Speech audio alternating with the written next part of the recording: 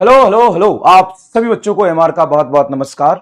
स्वागत है the super energetic यकीन 2.0 बैच में। ऑडियो एंड वीडियो क्लियर है तो प्लीज एक बार सभी लोग कमेंट बॉक्स में दिल बना दे। फिर आज का कार्यक्रम शुरू करते हैं। 10 मिनट देरी हो गई, गलत क्लास शेड्यूल हो गया था, इसके वजह से हो जाता है कभी कभी मिसकम्युनिकेशन से, कोई बात नहीं। ऑडियो एंड वीडियो क्लियर है तो सभी लोग एक बार प्लीज कमेंट बॉक्स में दिल बना दीजिए। फिर आज का कार्यक्रम यहां से हम प्रारंभ करते हैं। Hello hello hello hello hello, audio and video है क्या? Audio and video sorry clear है क्या? Good morning good morning good morning. चलिए, तो सबसे इंपॉर्टेंट बात यह है क्या? सबसे इंपॉर्टेंट बात यह है कि आज की क्लास बहुत लंबी नहीं होगी। हाँ, संडे को क्लास है। आपको मैं पूरे 1 महीने बाद कोई एक्स्ट्रा लेक्चर ले रहा हूं। आज दिवाली के वैकेशन के बाद कहाँ हुई थी एक्स्ट्रा लेक्चर? हर संडे को तो छुट्टी दिया ही है ना। ठीक है, आज ले रहा हूं, वो भी लॉन्ग नहीं होगा, वो भी रिकॉर्डेड नहीं दिया। रिकॉर्डेड देने में आप कहते हो हमेशा कि सर आप रिकॉर्डेड में कंटेंट ज्यादा हो जाता है, इसलिए मैंने रिकॉर्डेड नहीं दिया आपको। लाइव ले रहा हूं और लाइव भी मैं 1 आवर 20 मिनट के अराउंड ही लूंगा, उससे ज्यादा नहीं लूंगा, खत्म कर दूंगा जहां तक पढ़ा पाऊंगा, लेकिन शांति से इतना पढ़ लेना। अब आ ही गई है क्लास, हो ही रही है क्लास, तो अब ज्यादा परेशान होकर कुछ नहीं होगा। 1.25 घंटे की क्लास पढ़ लेना, होमवर्क डिस्कशन के बाद जो क्लास में होमवर्क दिया था आपको वो कर लेना।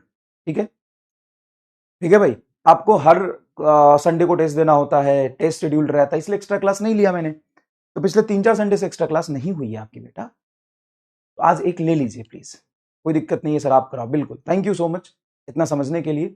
और 1 घंटे 20-25 मिनट के राउंड ही क्लास होगी। ठीक है भाई, इतना कम ड्यूरेशन। भाई तुम कभी को बोलते हो कम, कभी कोई बोलता है कि ज्यादा पढ़ाओ, कभी कोई बोलता है कम पढ़ाओ, कोई बोलता है मत पढ़ाओ, तो ये सारी वेराइटीज चलती रहती है। तो इसमें अपने को बीच का रास्ता लेते हुए आगे बढ़ना है। चलिए शुरू करते हैं। तो आज इलेक्ट्रिक चार्ज एंड फील्ड का सेकंड लेक्चर है। फर्स्ट लेक्चर भी बहुत छोटा हुआ था, 1 घंटे का हुआ था, लेकिन उसमें हमने पढ़ा था क्या? चार्ज के बारे में, कि चार्ज क्या होता है। चार्ज बॉडी की एक ऐसी प्रॉपर्टी है जिसके वजह से बॉडी इलेक्ट्रोमैग्नेटिक इंट्रैक्शन शो करती है या एक्सपीरियंस करती है।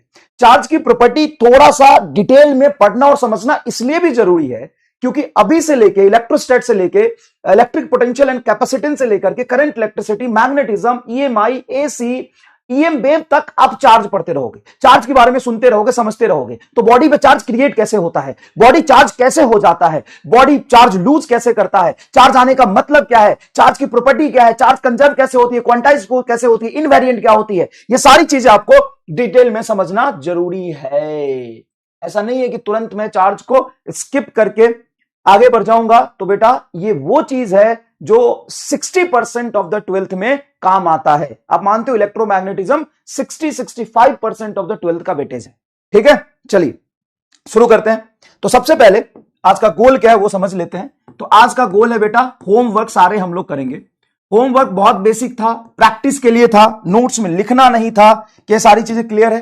कितने लोग होमवर्क करके आए हैं? यस और नो में बता दीजिए, थम्स अप थम्स डाउन कर दीजिए। कितने लोग होमवर्क करके आए हैं? ठीक है, 20 मिनट भी समय देते ना तो तुम्हारा होमवर्क हो जाता। तो अगर तुम ये कह रहे हो कि हमें समय नहीं मिला तो तुम सोच लो कि तुम क्या हो। 20 मिनट देते तो तुम्हारा होमवर्क हो जाता। ठीक है, आज का गोल है conductor, insulator and method of charging. Conductor, conductor, insulator, insulator and method of charging, ये पढ़ेंगे हम लोग, मेथड ऑफ चार्जिंग। ठीक है भाई, conductor, insulator and method of charging, और चार्ज की बची हुई कुछ थोड़ी बहुत प्रॉपर्टी। लेकिन सबसे पहले मैं आपको होमवर्क डिस्कस करा दूंगा। ठीक है, तो चलो हल्का सा रिवाइज करते हैं और उसके बाद होमवर्क डिस्कशन करते हैं। रिवाइज क्या? तो चार्ज होता है बॉडी की ऐसी प्रॉपर्टी जिसकी वजह से वो इलेक्ट्रोमैग्नेटिक इंट्रैक्शन शो करता है। जैसे मास बॉडी की एक ऐसी प्रॉपर्टी है जिसकी वजह से ग्रेविटेशनल इंट्रैक्शन शो करता है। बॉडी के पास अगर चार्ज है तो कौन कौन सा बिहेवियर शो कर सकता है? बॉडी के अगर पास चार्ज है वो बॉडी रेस्ट में है, body at rest, body at rest. जो चार्ज बॉडी और रेस्ट में, मतलब चार्ज रेस्ट में, तो सिर्फ इलेक्ट्रिक फील्ड पैदा करेगा, मैग्नेटिक फील्ड ईएमएफ पैदा नहीं करेगा। अगर कांस्टेंट वेलोसिटी चल रहा है तो इलेक्ट्रिक फील्ड पैदा करेगा, मैग्नेटिक फील्ड पैदा करेगा, ईएमएफ पैदा नहीं करेगा। अगर एक्सीलरेटेड चार्ज है तो इलेक्ट्रिक फील्ड, मैग्नेटिक फील्ड और ईएमएफ दोनों, तीनों ही पैदा करेगा।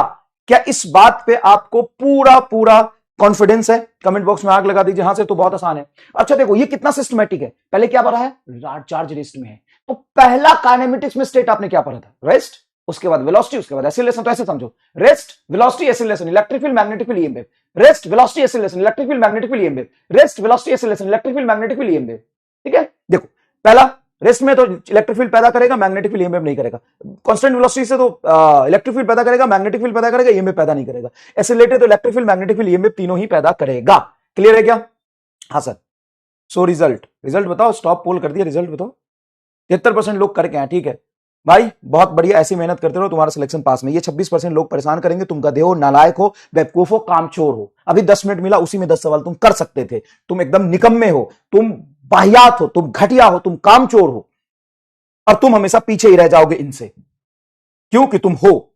अब कुछ चार्ज की और एक्स्ट्रा प्रॉपर्टी होती है, वो मैं बता देता हूं। चार्ज स्केलर होता है, इसके पास कोई डायरेक्शन नहीं होता। चार्ज कंजर्व होता है, जैसे एनर्जी कंजर्व होता है, लीनियर मोमेंटम कंजर्व होता है, एंगुलर मोमेंटम कंजर्व होता है, उसी तरीके से सिस्टम का चार्ज कंजर्व होता है। Charge can be transfer from one body to दूसरी body, charge can be transfer from one body to दूसरी बॉडी, या दूसरी बॉडी टू वन बॉडी, दूसरी body to one body, but charge can not be created, can not be destroyed. इसको हम समझेंगे, ये सारी प्रॉपर्टी एक जगह लिख दी है। दो तरह के चार्ज होते हैं, positive charge, negative charge. Charge किसका खेला है? चार्ज किसका खेला है? इलेक्ट्रॉन का खेला है। इलेक्ट्रॉन से आने जाने के प्रोसेस को ही हम चार्जिंग कहते हैं। अगर किसी को इलेक्ट्रॉन दे दोगे तो पॉजिटिव चार्ज ना निगेटिव होगा। Excess of electron negative charge, deficiency of electron positive charge, deficiency of electron positive charge, excess of electron negative charge. Mass can be possible without charge, neutral body, but charge can not be possible without mass. कारण बताओ, चलो कारण बताओ। Charge can not be possible without mass, charge can not exist without mass. कारण बताओ जल्दी जल्दी। Positive positive repel करता है, निगेटिव निगेटिव क्या करता है? रिपेल। लेकिन पॉजिटिव निगेटिव क्या करता है? अट्रैक्ट। इसके कुछ एक्सेप्शन भी वो भी देखेंगे। Sure check of charge is repulsion, charge is invariant. Charge की जो वैल्यू होती है वो उसके स्पीड पे डिपेंड, फ्रेम ऑफ रेफरेंस पे डिपेंड नहीं करती है। नेक्स्ट, ऐसा यूनिट ऑफ चार्ज क्या होता है? कूलम, जिसको 1 एम्पियर सेकेंड बोलते हैं। 1 कूलम 3 × 10⁹ EAC होता है, जिसको हम इलेक्ट्रोस्टैटिक कूलम बोलते हैं, एब्सोल्यूट कूलम, ठीक है ना। और ये है तुम्हारा 1 coulomb is equal to 1/10 EMU, इसको बोलते हैं इलेक्ट्रोमैग्नेटिक यूनिट। 1 कूलम बड़ा है कि EMU बड़ा है?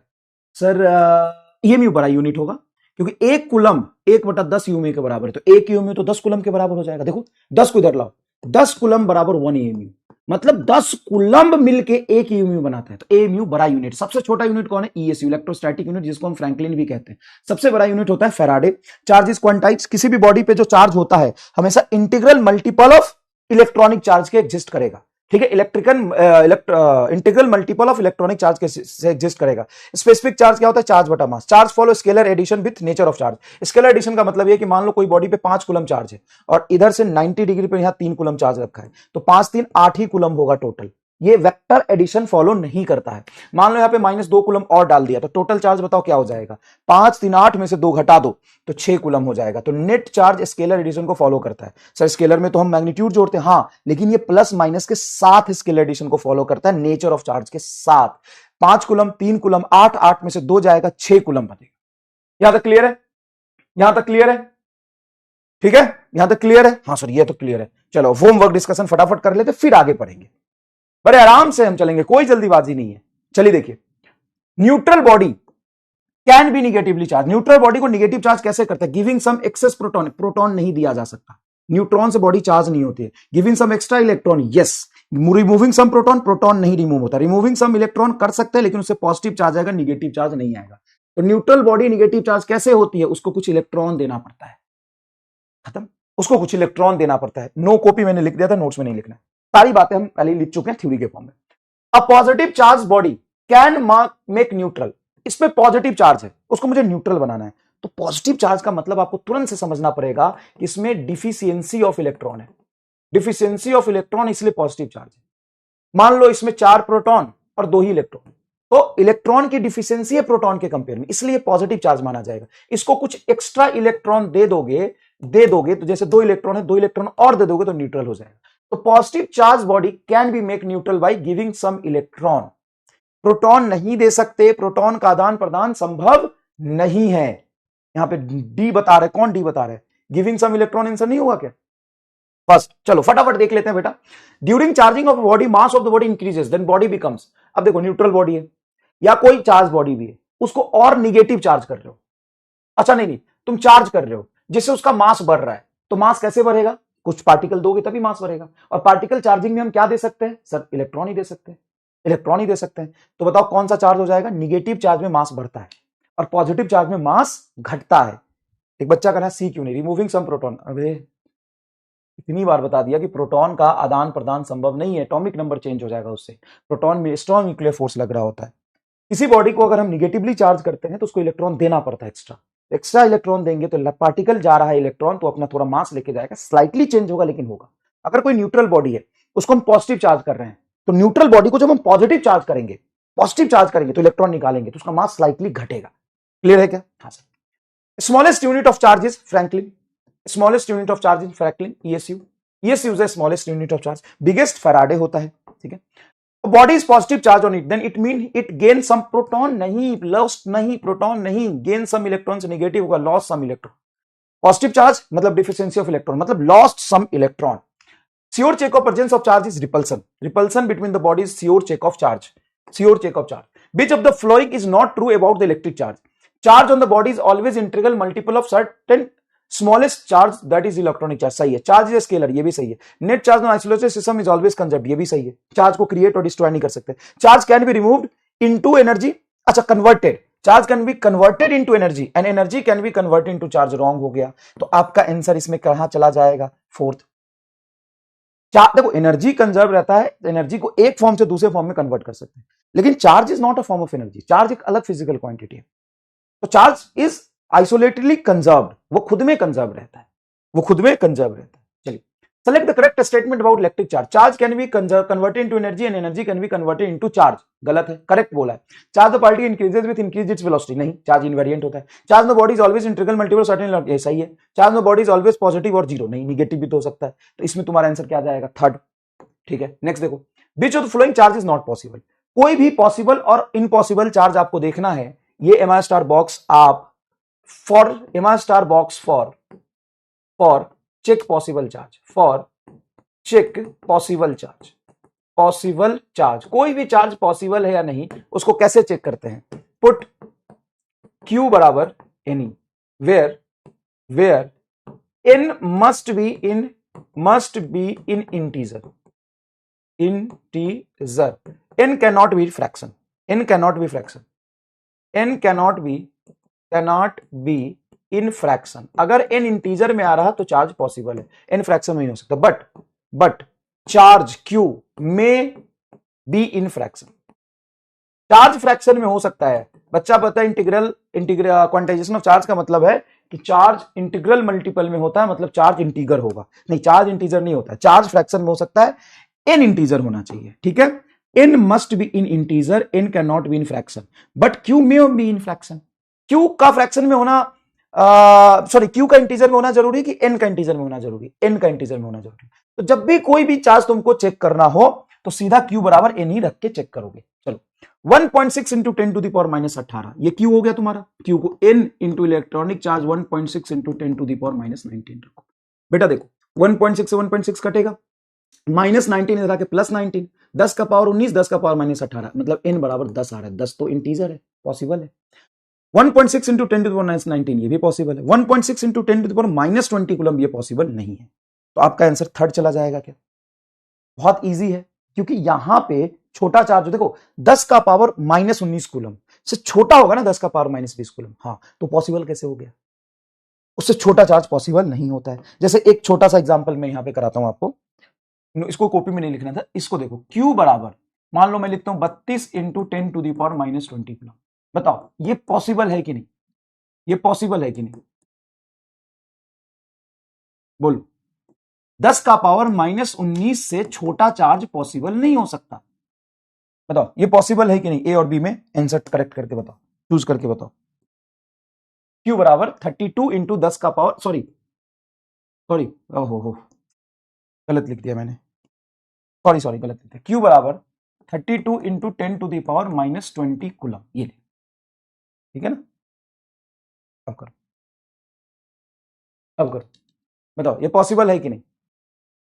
बताओ ये पॉसिबल है कि नहीं? Q बराबर 32 into 10 to the power -20 coulomb, is this possible और नॉट? बताओ तो भाई फटाफट, बहुत आसान सी बात है ये, कोई खास बात नहीं है। बताओ पॉसिबल है कि नहीं? बताओ। Q बराबर 32 into 10 to the power minus coulomb. देखो 10 का पावर -19 कूलम इंटू 1.6 इलेक्ट्रॉनिक का चार्ज होता है। 10 का पावर -19 से नीचे अगर पावर करोगे तो चार्ज पॉसिबल नहीं हो पाता है। तो बताइए ये चार्ज पॉसिबल है कि नहीं, बताओ बताओ, सोच के बताओ, नॉट पॉसिबल और पॉसिबल। तो यहाँ पे बहुत सारे लोग नॉट पॉसिबल सोच रहे होंगे क्योंकि 10 का पावर -20 है, लेकिन आप गलत है, ये चार्ज पॉसिबल है। तो 10 का पावर 19 से छोटा हो गया ना 10 का पावर -20, तो यहाँ भी तो 32 लिखा है, वो तो देख, वहां भी तो 32 लिखा है। कई बार बच्चे यहाँ पे fail to stop pole, stop pole तो कर दिया, स्टॉप तो हो गया भाई पोल, ठीक है। अब देखो ये 41% लोगों के साथ ये क्या तगड़ा स्कैम है, तो इतना आसान क्वेश्चन में तुम्हारे साथ स्कैम हो गया भाई। लिख ले इसको कॉपी में, नोट करो इसको, नोट करो भाई। देख रहे हो 41-42% लोगों के साथ ये स्कैम हुआ है। आओ इधर देखते हैं, चलो। तो चार्ज तुमको दिया है 32 इंटू 10⁻⁻20 कूलम, जो क्यू है उसको एन ई के बराबर रखेंगे, एन इंटू ई, तो ये है 32 इंटू 10⁻⁻20 बराबर एन इंटू 1.6 इंटू 10⁻⁻19। अब ध्यान से देखोगे तो इसको मैं 32 को लिख सकता हूं 3.2 इंटू 10⁻⁻19 बराबर n इंटू 1.6 इंटू 10⁻⁻19। तो कैसे लिख लिया ये आपने, देखो बेटा ऐसा है, मान लो मैंने 10 से मल्टीप्लाई 10 से डिवाइड किया, तो 10 से मल्टीप्लाई 10 से डिवाइड किया तो 10 इंटू 10⁻⁻20, 10⁻⁻19, और 32/10 3.2, आसान है। 3.2 से 1.6 कैंसिल करोगे 2, 10⁻⁻19 से 10⁻⁻19, मतलब n बराबर 2 आ रहा है, 2 तो इंटीजर है। तो भाई सीधा सीधा 10⁻⁻20 देखा तुमने, सोचा ये पॉसिबल नहीं होगा क्योंकि 10⁻⁻20 10⁻⁻19 से भी कम है, सीधा तुमने कर दिया। कैसे काम चलेगा बताओ, सॉरी बोलो खुद को, मुझे क्या बोलोगे खुद को, ठीक है। चलो ये सवाल हो गया, तो Q बराबर एन ही पुट करेंगे और चेक करेंगे। अब चलिए देखिए, which of the following charge is possible, इसमें से कौन सा चार्ज पॉसिबल है कौन सा पॉसिबल नहीं है, ठीक है।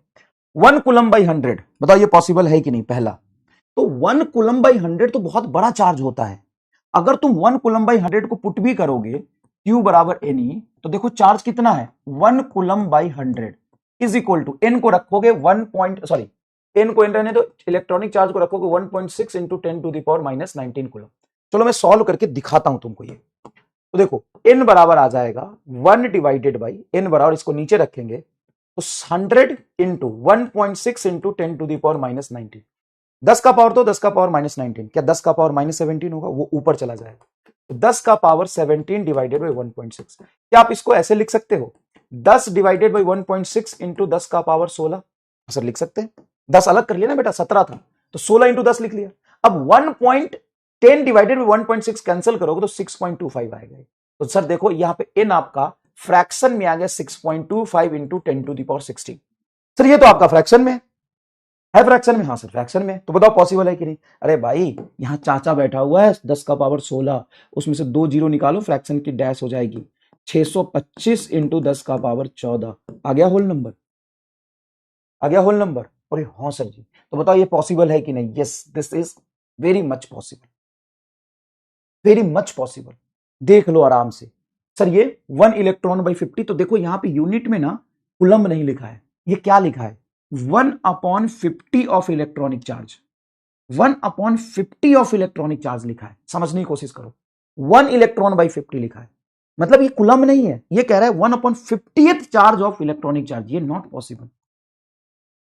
अब देखो सी लिखना और ई लिखने में फर्क है कि नहीं, जब तुम्हें ये लिखा है 1/100 ऑफ सी, इसका मतलब है कि एक कूलम का 100 पार्ट, 1/100 ऑफ कूलम, ये बहुत बड़ा चार्ज है, देखो इतना नंबर आएगा। लेकिन ये तो सीधा सीधा कह रहा है 1/1/50, देखो चार्ज कितना लिखा है सर, चार्ज लिखा है 1/50 इलेक्ट्रॉनिक चार्ज, और चार्ज को हम क्या लिखते हैं n इंटू ई, ई से ई कट गया, n बराबर 1/50 आ रहा है, जो फ्रैक्शन में हो जाएगा, जो फ्रैक्शन में हो जाएगा। तो समझो ई लिखना और सी लिखने में फर्क होता है। 4.8 इंटू 10 का पावर -23, अब तो नहीं हो पाएगा ये, अब तो नहीं हो पाएगा ये भी नहीं हो पाएगा, तो आंसर आएगा आपका फर्स्ट, सॉरी ये भी तो है 1.56 इंटू 10⁻⁻18 कूलम, चेक कर लो क्या बोले, फॉलोइंग चार्जेस पॉसिबल, क्यू बराबर एनी, तो 1.56 इंटू 10⁻18 बराबर n इंटू 1.6 इंटू 10⁻19, तो ये इधर जाएगा तो तुम्हारा हो जाएगा 10, मतलब 15.6, n बराबर 15.6 डिवाइडेड बाई 1.6, ये नहीं आएगा, इंटीजर में देखिएगा, ये भी पॉसिबल नहीं है। भी पॉसिबल है, एक मिनट, 144 थोड़ी 156 आ रहा है। 15 पॉइंट, ये क्या आ रहा है, 10 से मल्टीप्लाई करोगे तो n बराबर आएगा 15.6 डिवाइडेड 1.6। 10 करोगे तो 160 आएगा। डी कहां पॉसिबल है, तो फ्रैक्शन में आ जाएगा ना। देखो अगर 10 9 से करते तो 144 होता, तो 14.4 होता तो 9 टाइम्स कटता।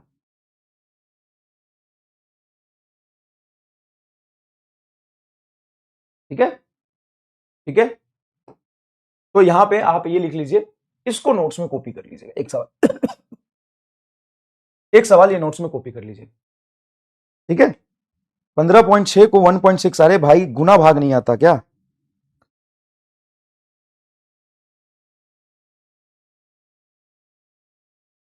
$9.75 आ रहा है भाई, सीधा सीधा दिख रहा है ना। 156/16 ऐसे कर लो, ऐसे कर लो ना, 156/16 ऐसे चेक कर लो। जिस लो ये बढ़िया सवाल है, 1 कूलम/100, 1 इलेक्ट्रॉनिक चार्ज बाई 50, इतना इतना, तो ये लिख लेना कॉपी में। ठीक है, ठीक है, ठीक है। 9.75 तुम्हारा तो फ्रैक्शन में हो गया ना भाई। ये तो साफ साफ दिख रहा है ना आपको कि 156/16, अगर 160/16 होता, 144/16 होता तो 9-10 से कटता। क्लियर? अच्छा, कह रहा सी पॉसिबल है। 4.8 इंटू 10 टू द पावर -23 है, तो -23 सी उतारोगे, सी पॉसिबल है।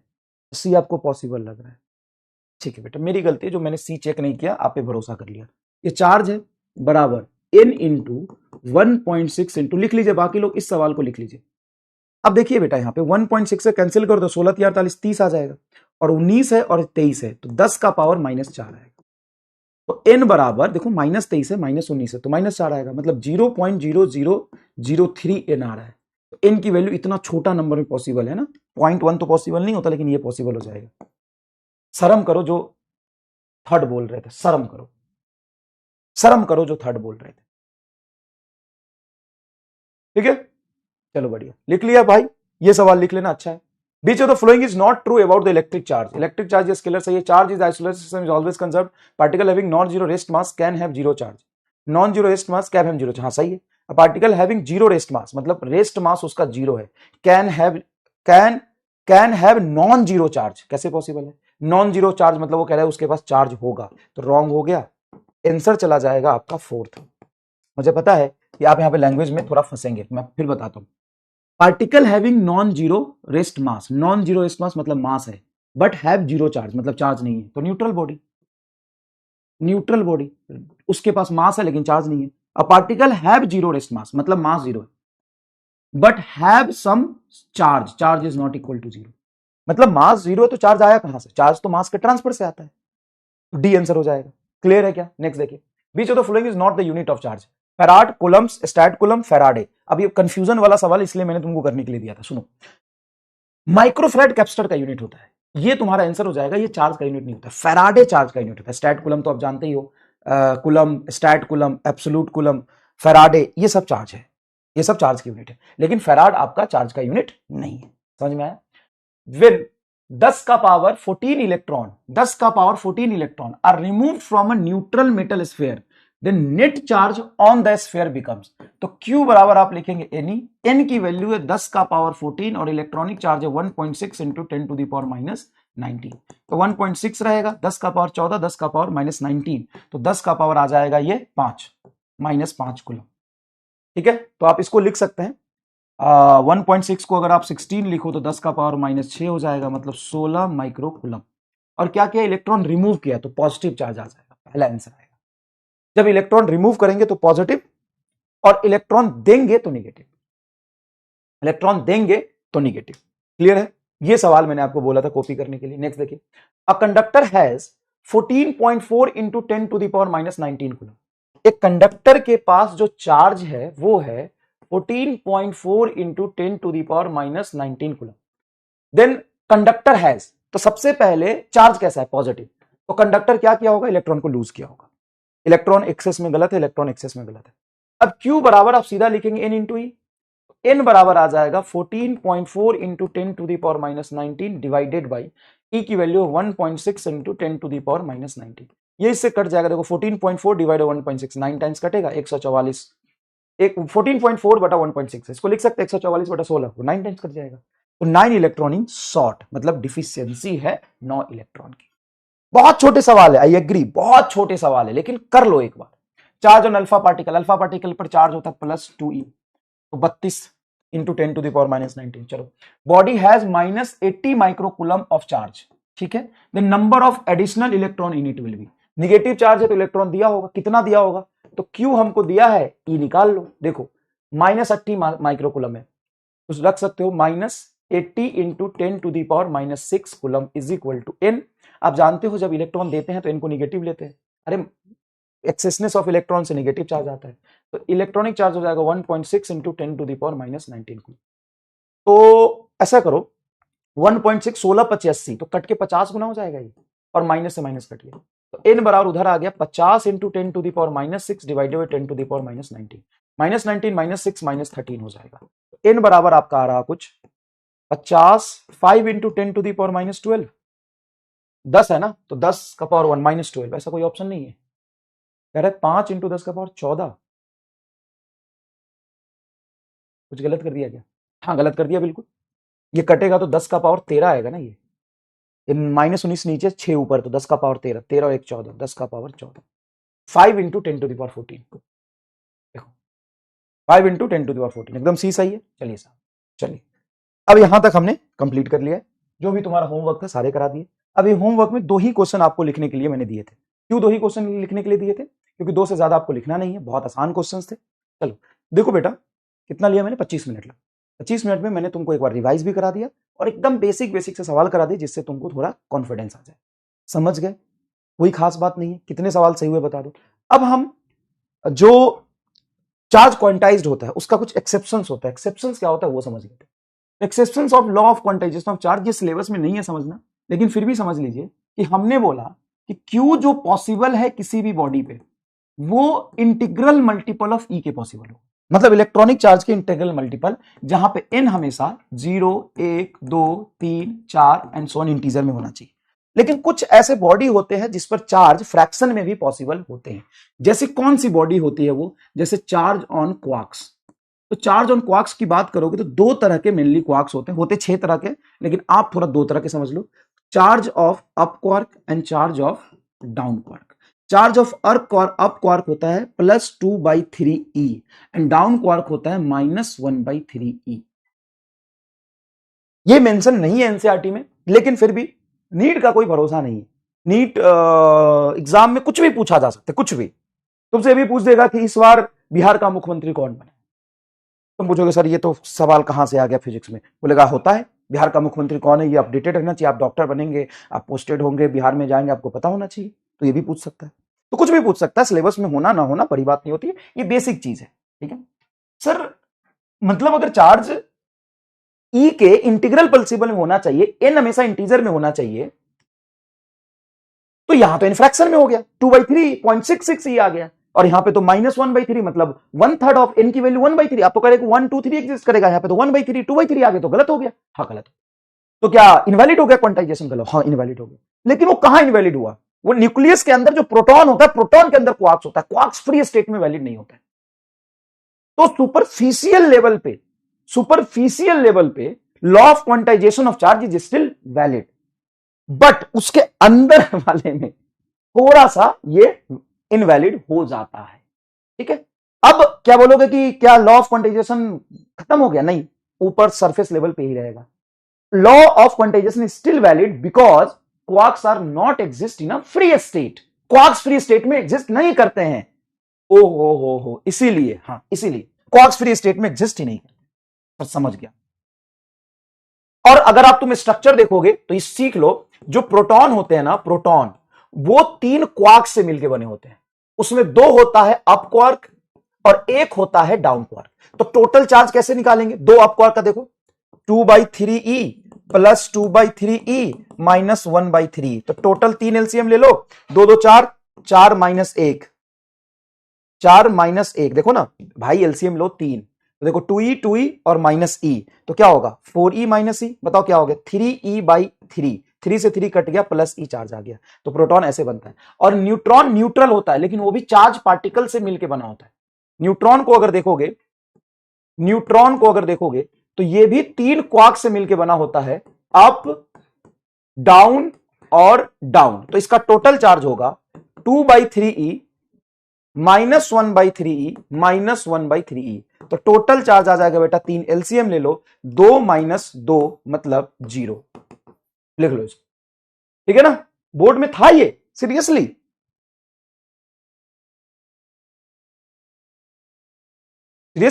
हाँ, अब इस पर रिसर्च नहीं करना कि सर क्वार्क कैसे रहता है, क्वार्क कहां रहता है। मैं तुमको बताऊं, मैं तुमको मजा भी आएगा अगर अंदर घुसूंगा तो। हाँ, अंदर घुसूंगा तो मजा भी आएगा। थोड़ा घुस के बाहर निकलता हूं, देखना। पता है क्वार्क दो जो है बचे हुए, उसका नाम क्या है पता है? Beauty quark, charm quark. समझ रहा है? Beauty quark, charm quark, strange quark, है ना। तो छोड़ दे, अंदर मत घुस ज्यादा। बस इतना समझ ले कि अंदर क्या होता है, चार्ज कैसे ट्रांसफर होता है क्वार्क से, क्वार्क कहां जाके चिपकता है, ये सब नहीं समझना तुमको। बस लॉ ऑफ क्वांटाइजेशन अभी सुपरफिशियल लेवल पे still valid, on superficial level. Nucleus के अंदर ये ऐसा हो जाता है। ब्यूटी क्वार्क देखा है? ब्यूटी को कौन है? ब्यूटी क्वार्क का नाम है, तो चार्म क्वार्क का नाम है। ठीक है, तो बस इतना याद रख कि दो तरह के क्वार्क्स है, अप और डाउन क्वार्क। ये अप क्वार्क और ये है डाउन क्वार्क। ब्यूटी, इधर देख। सर ये कौन साइंटिस्ट था जो ये नाम रखा था? तो ये नए नौका साइंटिस्ट सब है ना, उन्होंने ये सब ढूंढा है, चार्म क्वार्क, ब्यूटी क्वार्क, इसलिए ऐसा नाम रख दिया। चलो फटाफट लिखो please, come on come on come on, जल्दी जल्दी जल्दी।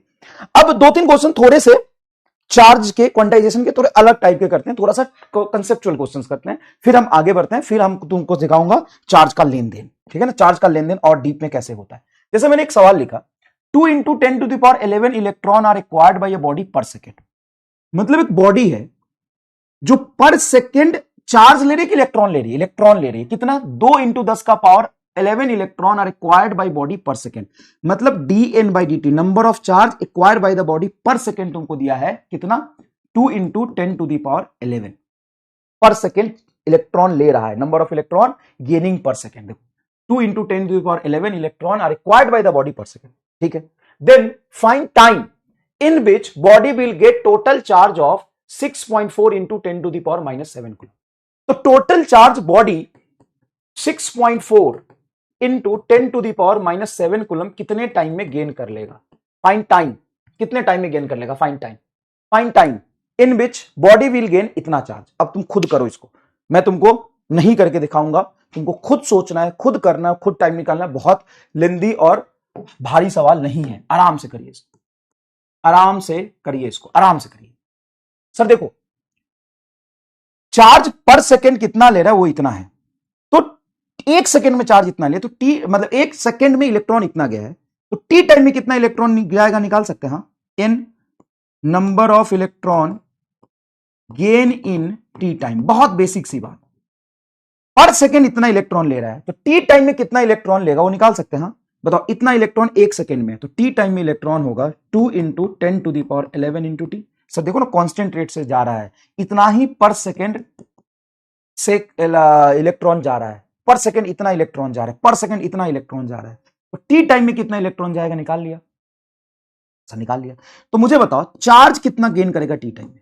Charge gain in T time, in T time, तो चार्ज गेन Q = N ही होता है। तो कितना इलेक्ट्रॉन आया है टी टाइम में वो हमें पता है, तो कितना चार्ज आएगा? N × T कर दो। तो 2 × 10⁻11 × T multiply electronic charge 1.6 × 10⁻⁻19 coulomb, 10⁻⁻19 coulomb. इसको सॉल्व करोगे तो क्या ये तुम्हारा निकल के आ जाएगा 1.6 मल्टीप्लाई टू 3.2, मल्टीप्लाई करो 3.2, 10⁻11 10⁻⁻19, तो 10⁻11 10⁻⁻19 को सॉल्व करोगे तो ये कितना होगा? 10⁻8, 10⁻⁻8। इतना कूलम चार्ज टी टाइम में आया है। तो टी टाइम में इतना चार्ज आया है, और टी टाइम में ये इसको, अच्छा इंटू टी, टी भी तो है, ये टी भी तो है, टी टाइम में इतना चार्ज है, और टी टाइम में जो चार्ज गेन करना है वो इतना करना है, तो उसके बराबर रख दो। तो 6.4 × 10⁻⁻7 बराबर ये रख दो 3.2 इंटू 10⁻⁸ इंटू टी, ये कट के जाएगा इधर 2, 10 का पावर -8 उधर जाएगा तो 10 का power +8 -7, 20 second is your correct answer. क्या आपका जवाब आया है 20 सेकेंड? बहुत आराम से सॉल्व किया है अपन ने। तो क्या कुछ इस तरह का सवाल आएगा तो कर लोगे?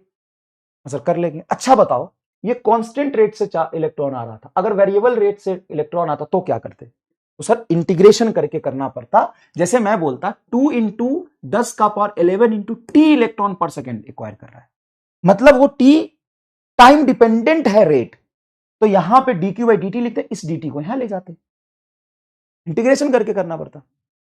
बोलो कराऊं ऐसा सवाल एक और? समझ में आया? बड़ा आसान है। इतना electron acquired by the body per second, then find time after which the body will give इतना चार्ज। सुनो, per second number of electron पता है, तो टी टाइम में कितने इलेक्ट्रॉन होंगे? टी टाइम में इतने इलेक्ट्रॉन होंगे, तो टी टाइम में इतने इलेक्ट्रॉन की वजह से कितना चार्ज होगा? सर इतना चार्ज होगा। टी टाइम में कितना चार्ज गेन करना है? इतना, तो रख दो, ये रख दो, टोटल टी टाइम इतना चार्ज गेन किया और इतना करना था क्वेश्चन में, बराबर रख दो, टाइम आ जाएगा। ठीक है, कराऊं? जब वेरिएबल रेट से आ रहा होगा तो कराऊं? ये आसान है, लिख लिया कॉपी में? हाँ सर लिख लिया। वेरिएबल रेट से चार्ज आ रहा होगा वो कराऊं? वेरिएबल रेट से चार्ज आ रहा होगा वो कराऊं? चलो इसको लिखो, पहले इसको लिखो, फिर वेरिएबल रेट से चार्ज आ रहा होगा वो करा दो। सर नहीं आया, ठीक है नहीं आया तो सवाल पर 2 इंटू 10 का power 11 electron are acquired by body per second, इसका मतलब क्या बता? सर इतना इलेक्ट्रॉन पर सेकेंड वो ले रहा है, ठीक है, तो इतना इलेक्ट्रॉन पर सेकंड जो ले रहा है वो कांस्टेंट रेट से ले रहा है, तो 1 सेकंड में इतने ले तो 2 सेकंड में इसका डबल, 3 सेकंड में इसका 3 गुना, तो टी टाइम में कितना इलेक्ट्रॉन लेगा? टी टाइम में इतना इलेक्ट्रॉन लेगा, तो नंबर ऑफ इलेक्ट्रॉन आ गया। तो नंबर ऑफ इलेक्ट्रॉन पता तो चार्ज निकाल सकते हैं। हाँ, तो अगर टी टाइम में इतने इलेक्ट्रॉन है तो टी टाइम में चार्ज कितना होगा? Sir N into T, T time में चार्ज निकाल लिया और टी टाइम में कितना चार्ज गेन करना है ये मुझे पता था, बराबर रख दिया, आंसर आ गया। ये भी नहीं आया तो फिर तो झक मार झक मार झक।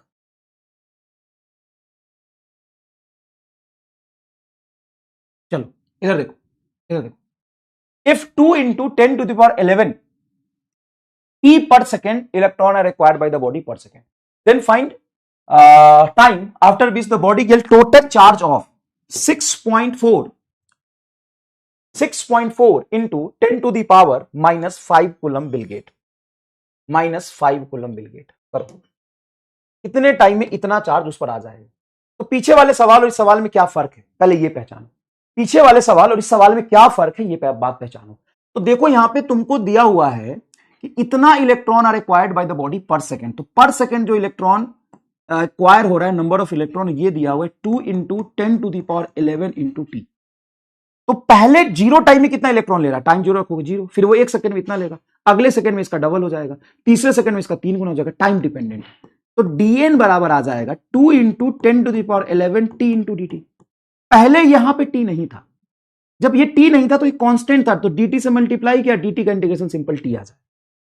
देखो ना, पहले क्या था कि यहां पे टी नहीं था, सिंपल ये था, तो तुम ऐसे भी लिख सकते हो dn बराबर 2 into 10 to the power 11 into dt। Integrate करोगे तो n बराबर 2 into 10 to the power 11 into T, यही बचेगा, क्योंकि इंटीग्रेशन जैसा कोई चीज बचा नहीं ना यहाँ पर। ये dt है, dt का इंटीग्रेशन सिंपल टी आ जाएगा, तो टी से तो मल्टीप्लाई किया, देखो 2 into 10 to the power 11 T, 2 into 10 to the power 11 T. लेकिन यहाँ पे क्या है, वेरिएबल है। अब यहाँ पे इंटीग्रेट करेंगे तो जीरो टाइम में जीरो नंबर था, जीरो टाइम में कितने थे? जीरो नंबर थे, टी टाइम में एन नंबर आ जाएगा, तो डी एन का इंटीग्रेशन तुम्हारा यहाँ पे एन बराबर 2 इंटू 10 टू द पावर 11 बाहर, टी का इंटीग्रेशन आ जाएगा T square by 2। Limit zero से टी टाइम में कितना नंबर आएगा वो निकालना है मुझे, तो 2 से 2 कट जाएगा, एन बराबर आएगा 10 का पावर 11 इंटू टी स्क्वायर। ये तुम्हारा क्या आ गया? सर नंबर आ गया। यस, ये तुम्हारा नंबर आ गया टी टाइम में कितना है। तो नंबर आ गया तो चार्ज निकाल लो, Q बराबर होता है n इंटू ई। एन बताओ कितना है? 10 का power 11 into T square, electronic charge 1.6 into 10 to the power -19। और टी टाइम में जो चार्ज क्रिएट करना वो इतना करना है, इसके बराबर रख दो 6.4 इंटू 10 टू द पावर -5, ये जो गिवन है क्वेश्चन में, ये जो क्वेश्चन में गिवन है। अब चलो इसको सॉल्व करो। 16 चौका 64, 4 10 का पावर 11 10 का पावर -19, तो टी स्क्वायर इंटू 10 का पावर -8 आएगा क्या? -11, हाँ 8 बराबर 4 इंटू 10 का पावर -5। -8 से -5 काटोगे तो ये हो जाएगा तुम्हारा 10 का पावर 3, तो टी स्क्वायर बराबर 400 आया, नहीं 4000 आया, तो टी इज इक्वल हो जाएगा √4000 सेकेंड। चाहो तो इसको 4 को बाहर निकालोगे 2, 100 को बाहर निकालोगे 10, 20 बाहर निकल जाएगा, √10, इतना समय लगेगा, 20√10 सेकेंड, 20√10 सेकेंड। समझ में आया सवाल? थोड़ा सा कंसेप्चुअल है, लॉजिकल है। बात समझ गए कि इंटीग्रेशन क्यों करना पड़ा। पाई कहां से लाए हो भाई, पाई कहां से आ रहे हैं? बात समझ में आया इंटीग्रेशन क्यों करना पड़ा? क्योंकि यहां पे जो चार्ज पर सेकेंड वेरी कर रहा है वो टाइम डिपेंडेंट है। चार्ज पर सेकेंड वेरी कर रहा है वो टाइम डिपेंडेंट।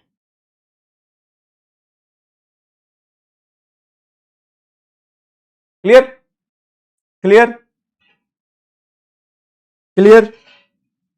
चलो बहुत बढ़िया, लिख लो इसको फटाफट।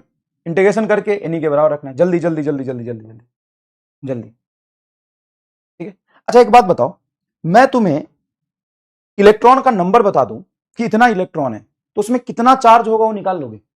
जैसे मैं बोलूं 10 इलेक्ट्रॉन है तो 10 इलेक्ट्रॉन में कितना चार्ज होगा निकाल लोगे? सर एक इलेक्ट्रॉन में चार्ज होता है ई, तो 10 इलेक्ट्रॉन में होगा 10 ही। अगर मैं 50 इलेक्ट्रॉन बताऊं तो 50 ही, 100 इलेक्ट्रॉन बताऊं तो 100 ही। क्या निकाल सकते हो? हाँ सर निकाल सकते, इसमें तो कोई दिक्कत नहीं। अगर मैं तुम्हें बोलूं ये चार्ज वार्ज का चक्कर छोड़ो, मुझे ये बताओ मैंने एक बाल्टी में 1 किलो इलेक्ट्रॉन रखा है तो उसमें कितने नंबर ऑफ इलेक्ट्रॉन होंगे ये निकाल लोगे? और निकाल लोगे तो बताओ कैसे निकालोगे? सर एक बाल्टी में 1 किलो इलेक्ट्रॉन रखा है, हाँ, तो बताओ कितने इलेक्ट्रॉन होंगे?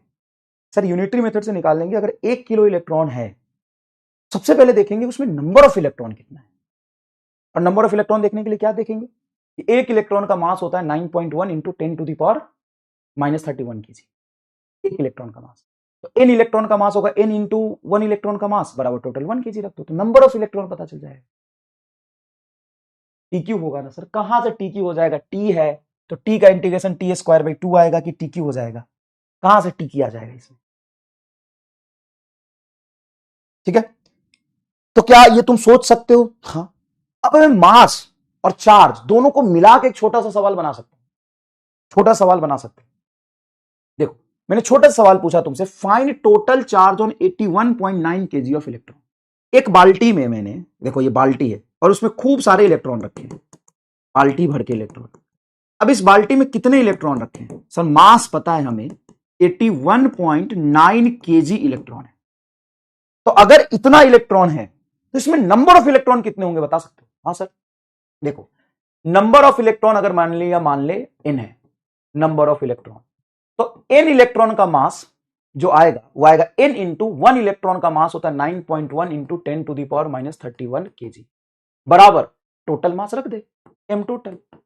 भाई एक इलेक्ट्रॉन के मास को मैं टोटल नंबर ऑफ इलेक्ट्रॉन से मल्टीप्लाई कर, एक इलेक्ट्रॉन का मास इतना है तो 2 का, सॉरी इसका 2 गुना, 3 का इससे 3 गुना, तो n का सबका n से मल्टीप्लाई करते टोटल मास, और टोटल मास तुमको दिया हुआ है तो n बराबर आ जाएगा, टोटल मास है 81.9 डिवाइडेड बाई 9.1 इंटू 10⁻³ 9 9 81, क्या 9 से कटेगा? हाँ, और ये ऊपर चला जाएगा तो नंबर ऑफ इलेक्ट्रॉन आएगा 9 इंटू 10⁻31 kg नंबर। अगर इतने नंबर आ गया तो टोटल चार्ज इस पर कितना होगा? n तुम्हारा आ गया 9 into 10⁻31 multiply electronic charge 1.6 into 10⁻⁻19, तो ये आ जाएगा 1.6 को 9 से मल्टीप्लाई करोगे तो 14.4 इंटू 10 का पावर -19 से माइनस से 11 12, 10 का पावर 12 कूलम, ये टोटल चार्ज आ गया। अब ये मैंने रिलेट कर दिया था पहले ही, अब तुम्हारे लिए आसान हो गया। नहीं तो बच्चा कहता है ये तुम बुझाए भी नहीं किया मास्टर, ये क्या कह रहे हो? अरे कितना आसान है भाई, इसमें टोटल मुझे मास पता है तो नंबर ऑफ इलेक्ट्रॉन तो निकाल सकते हैं ना हम। सर कैसे निकाल सकते हैं? अबे एक इलेक्ट्रॉन का मास हमें पता है तो 2 इलेक्ट्रॉन का उसका डबल, 3 इलेक्ट्रॉन का उसका ट्रिपल, 4 इलेक्ट्रॉन का उसका 4 गुना, 5 इलेक्ट्रॉन का 5 गुना, तो एक n इलेक्ट्रॉन का होगा n into mass of 1 electron बराबर टोटल मास। तो वहां से n पता चल गया, और जैसे n पता चल गया तो q बराबर n ही कर दिया हमने। बहुत छोटे छोटे से सवाल है यार, बहुत छोटे छोटे सवाल है, शर्म आ गया ये करके, शर्म आ गया। अब चलो पढ़ते हैं थोड़ा सा, चलिए ठीक है पढ़ते हैं अब थोड़ा सा, ठीक है चलो आओ पढ़ते हैं थोड़ा सा। अब हम पढ़ेंगे चार्ज का लेन देन, चार्ज का लेन देन, लेन देन चार्ज का कैसे होता है। कई बार बच्चा ना कहता है कि सर आपने बोला था सिर्फ इलेक्ट्रॉन ही ट्रांसफर होते हैं। अब मैं बच्चे को कहता हूं कि देखो एक बॉडी है, इस पर 2 कूलम का चार्ज है, ठीक है, और एक बॉडी है इस पर न्यूट्रल है, इस पर टोटल चार्ज 0। अब मैं कहता हूं कि देखो बेटा, दोनों मिला के चार्ज कितना होगा। सुनो, पहले धीरे धीरे समझ लो, सीख लो, तब आगे बढ़ते हैं।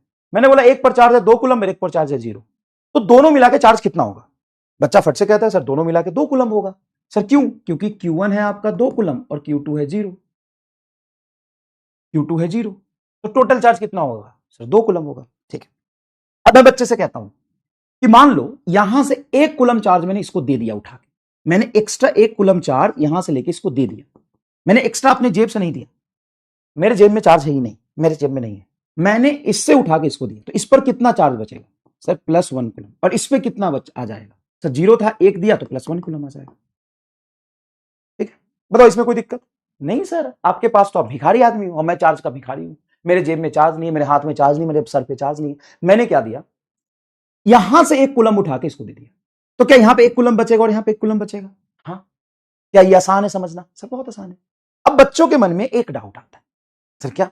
सर एक बात बताओ, सर पॉजिटिव चार्ज तुम दे ही नहीं सकते हैं, हम पॉजिटिव चार्ज कैसे दे दें?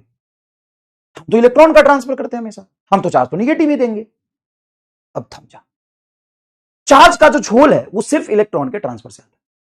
माइक्रोस्कोपिक लेवल पे 1 कूलम चार्ज इसको देने का मतलब ही था कि इसमें से, अभी देखो न्यूट्रल है, न्यूट्रल मतलब total number of electron proton बना, इसमें से कुछ इलेक्ट्रॉन इसको दिया, कुछ इलेक्ट्रॉन इसको दिया, तो कुछ निगेटिविटी इसमें आएगा।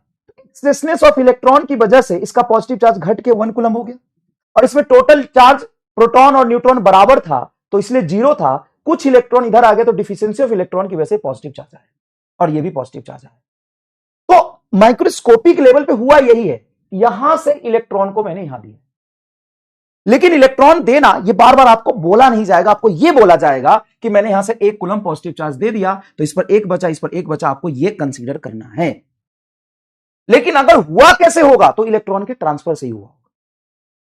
तो माइक्रोस्कोपिक लेवल पे अगर पूछे कि क्या हुआ है, अंदर में कैसे चार्ज आया है प्लस, तो हुआ इलेक्ट्रॉन के ट्रांसफर से, क्योंकि पॉजिटिव चार्ज का लेन देन नहीं हो सकता। लेकिन एंड रिजल्ट अगर आपसे पूछे कि इस पर 2 था, 1 इसको दे दिया तो कितना बचेगा, तो चार्ज कंजर्व होता है सर जी, टोटल 2 था, 1 इसको दे दिया तो 1 और 1 बचेगा। चलो इसको और डीप में समझाता हूं, और इसको डीप में समझाता हूं, हालांकि इसको ना समझाऊं ना तो पूरे चैप्टर पे कोई फर्क नहीं पड़ेगा, लेकिन आओ मैं तुमको इसमें डीप में होता हुआ दिखाता हूं, एक्चुअल में होता क्या है, इसको एक बार समझना जरूरी है। मान लो 4 प्रोटॉन है मेरे पास, न्यूट्रॉन कितने, उससे क्या ही फर्क पड़ता है, न्यूट्रॉन तो चार्ज देता नहीं है। और इस बॉडी पे एटम लिया मैंने एक, 2 इलेक्ट्रॉन है मेरे पास, 1 इलेक्ट्रॉन ये, 1 इलेक्ट्रॉन है, टोटल चार्ज बताओ इस पर कितना होगा, बोलो आराम से बोलो, टोटल चार्ज। तो 4 प्रोटॉन है, यस, 2 इलेक्ट्रॉन है, यस, 2 ही इलेक्ट्रॉन है, तो सीधा कहोगे 4e में से 2e घटा दो सर, +2e बचेगा, यस और नो सर? बचेगा। अब ऐसा ही एटम एक और लिया मैंने, ऐसा ही एटम एक और लिया मैंने, ऐसा ही एटम एक और लिया, एकदम डीप फील देखो, इस पर टोटल इलेक्ट्रॉन मेरे 4 हैं, 4 इलेक्ट्रॉन सर, टोटल 4 है, टोटल 4 है, पूरा धमाधम भरा हुआ है। ये मत बोलना कि ग्राउंड स्टेट में इलेक्ट्रॉन रहेगा, ऊपर कैसे है, तो ले ग्राउंड में डाल देता हूं भाई, इतना डीप में थोड़ी ना भाई, चल चल डाल ही देता हूं, मैं डाल ही देता हूं, तो भी क्या याद रखेगा, डाल देता हूं। अब बता इसका चार्ज बोल सर, 0 कूलम। क्यों 0 कूलम? 4 प्रोटॉन 4 इलेक्ट्रॉन, तो 4 - 4 करोगे 0 होगा। हाँ, ये दोनों सेपरेट है, तो ठीक है, दोनों सेपरेट है। अब मैंने क्या किया, इसको तार से जोड़ दिया, मान लो, या दोनों को टच करा दिया या तार से जोड़ दिया, इन दोनों को। जब इस यही दोनों एटम को मैंने तार से टच करा दिया, ये जोड़ दिया, तो होता क्या है, बाय डिफॉल्ट हायर पोटेंशियल से लोअर पोटेंशियल पे पॉजिटिव चार्ज फ्लो करता है, और लोअर से हायर पे नेगेटिव चार्ज फ्लो करता है। मैं बताऊंगा, जैसे वो बाल्टी में पानी रखा है, बीच में छेद कर दो, दोनों लेवल में पानी बराबर हो जाता है, तो कुछ ऐसा ही यहां पे होगा। और होगा क्या, ये इलेक्ट्रॉन इस 4 एक्सेस है, एक इधर आ जाए, तो जैसे ही 1 इलेक्ट्रॉन तुम्हारा इधर आ गया, 1 इलेक्ट्रॉन ऐसे फ्लो करके इधर से इधर आ गया, 1 इलेक्ट्रॉन। क्यों भाई, नंबर ऑफ इलेक्ट्रॉन इधर ज्यादा था। अच्छा, ट्रांसफर प्रोटॉन का नहीं होता, इलेक्ट्रॉन का ही होता है। हाँ, अब बोलो इस पर फाइनल चार्ज कितना बनेगा सर? 4 प्रोटॉन और 3 इलेक्ट्रॉन, तो +E बचेगा। और इस पर चार्ज कितना बचेगा सर? +E बचेगा। और दोनों अगर सेम साइज का है तो इक्विलिब्रियम में आ जाएगा। मतलब पोटेंशियल का इक्विलिब्रियम आगे समझाऊंगा, बस तू ये बता कि अगर एक ही इलेक्ट्रॉन यहां गया है तो क्या इस पर एक +E और +E आया है? हाँ, ठीक है। अब भूल जा कि इलेक्ट्रॉन कहां से कहां गया। या ओवरऑल मैं ये कह सकता हूं कि इस पर चार्ज 2E था और इस पर 0 था, इसने अपना 1E चार्ज इसको दे दिया, तो इस पर बचा 1E, 2e में से एक ही रखा और एक ही इधर दे दिया, तो फाइनल इफेक्ट तो ये बोलोगे ना, फाइनल इफेक्ट तो ये बोलोगे ना। अब ये आया कैसे है इफेक्ट, ये आया कैसे, चार्ज कैसे आया इस पर प्लस ही, क्यों घट गया चार्ज, क्योंकि एक इलेक्ट्रॉन इसने यहां से यहां दिया है। तो जब भी कहता हूं कि मैंने टोटल पॉजिटिव चार्ज में से कुछ इस पर दे दिया, तो क्या इस पर थोड़ा कम हो जाएगा और इस पर एक्स्ट्रा हो जाएगा? हाँ। ये एक्चुअल में लेन देन कैसे हुआ? इलेक्ट्रॉन के ट्रांसफर से। क्या मैं हमेशा इलेक्ट्रॉन की ट्रांसफर का बात बोलूं कि मैं फाइनल इफेक्ट बता सकता हूं? बताओ, एकदम डीप फील आया कि नहीं आया? क्या पहली बार तुम्हें समझ में आया कि आखिर साला पॉजिटिव चार्ज जाता क्यों है? डीप फील के साथ बताओ, क्या तुमको पहली बार समझ में आया कि आखिर एक पॉजिटिव चार्ज किसी बॉडी से दूसरे बॉडी पर जाता कैसे? बोलो।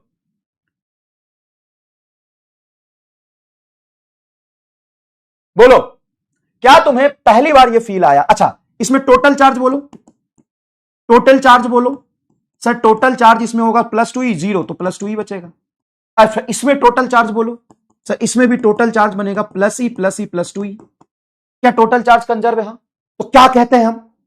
कमेंट बॉक्स में जो रिकॉर्डेड या लाइव दोनों देख रहे हैं, कमेंट करके बताए एकदम डीप फील के साथ समझ में आया कि पॉजिटिव चार्ज आखिर जाता कैसे। तो मैं अगर पॉजिटिव चार्ज आता हुआ बता दूं, अंदर की बात घुस के ना बताऊं, तो कोई परेशानी वाली बात इसमें नहीं होती है, कोई परेशानी वाली बात नहीं होती है। क्या इसी को हम कह सकते हैं कंजर्वेशन ऑफ चार्ज? बताओ कंजर्वेशन ऑफ चार्ज क्या होता है? कंजर्वेशन ऑफ चार्ज क्या होता है? कंजर्वेशन ऑफ चार्ज होता है total charge in isolated system. Isolated system तो मैकेनिक्स में पढ़ चुके हो, किसको कहते हैं? किसको कहते हैं सिस्टम? किसको कहते हैं सिस्टम? मैं और तुमको सिस्टम मान सकते हैं, मैं 50 लोगों को मिला के सिस्टम मान सकता हूं, 2 लोगों को मिला के सिस्टम मान सकता हूं। तो total charge in isolated system is always conserved, but charge can be transfer from one body to other body. Charge can be transfer from one body to other body. Charge can be transfer from one body to other body. क्या मैं ये statement अगर लिखता हूं, चलो पहले ये इतना लिख लो फिर आगे बढ़ते हैं, इतना लिख लो फिर आगे बढ़ते हैं। Charge can not be created, can not be destroyed. Charge हम क्रिएट और डिस्ट्रॉय नहीं कर सकते। Charge can't be created and can not be destroyed, चलो इतना लिख लो, चलो लिख लो। अडोरा फील आया एकदम? बहुत बेसिक से मैंने बताया कि आखिर इलेक्ट्रॉन का आदान प्रदान से ही चार्ज आता है, लेकिन इफेक्ट हम क्या बोल सकते हैं? इस पे पॉजिटिव चार्ज था, इस पे न्यूट्रल था, इसने अपना कुछ पॉजिटिव इसको दे दिया। अब ये पॉजिटिव दिया कैसे? हुआ इलेक्ट्रॉन के ट्रांसफर से। लेकिन ये यहां पे इलेक्ट्रॉन का ट्रांसफर बोलने का मतलब भी क्या है? यहाँ पे प्लस ही चार्ज है, यहाँ पे प्लस ही चार्ज है, तो इस पर 2 ही चार्ज में से एक इधर आ गया, यही बोलोगे इफेक्ट। लेकिन अंदर में क्या हुआ है वो समझो, होता वैसे ही। लिख लो इसको, लिख लो, चार्ज का लेन देन।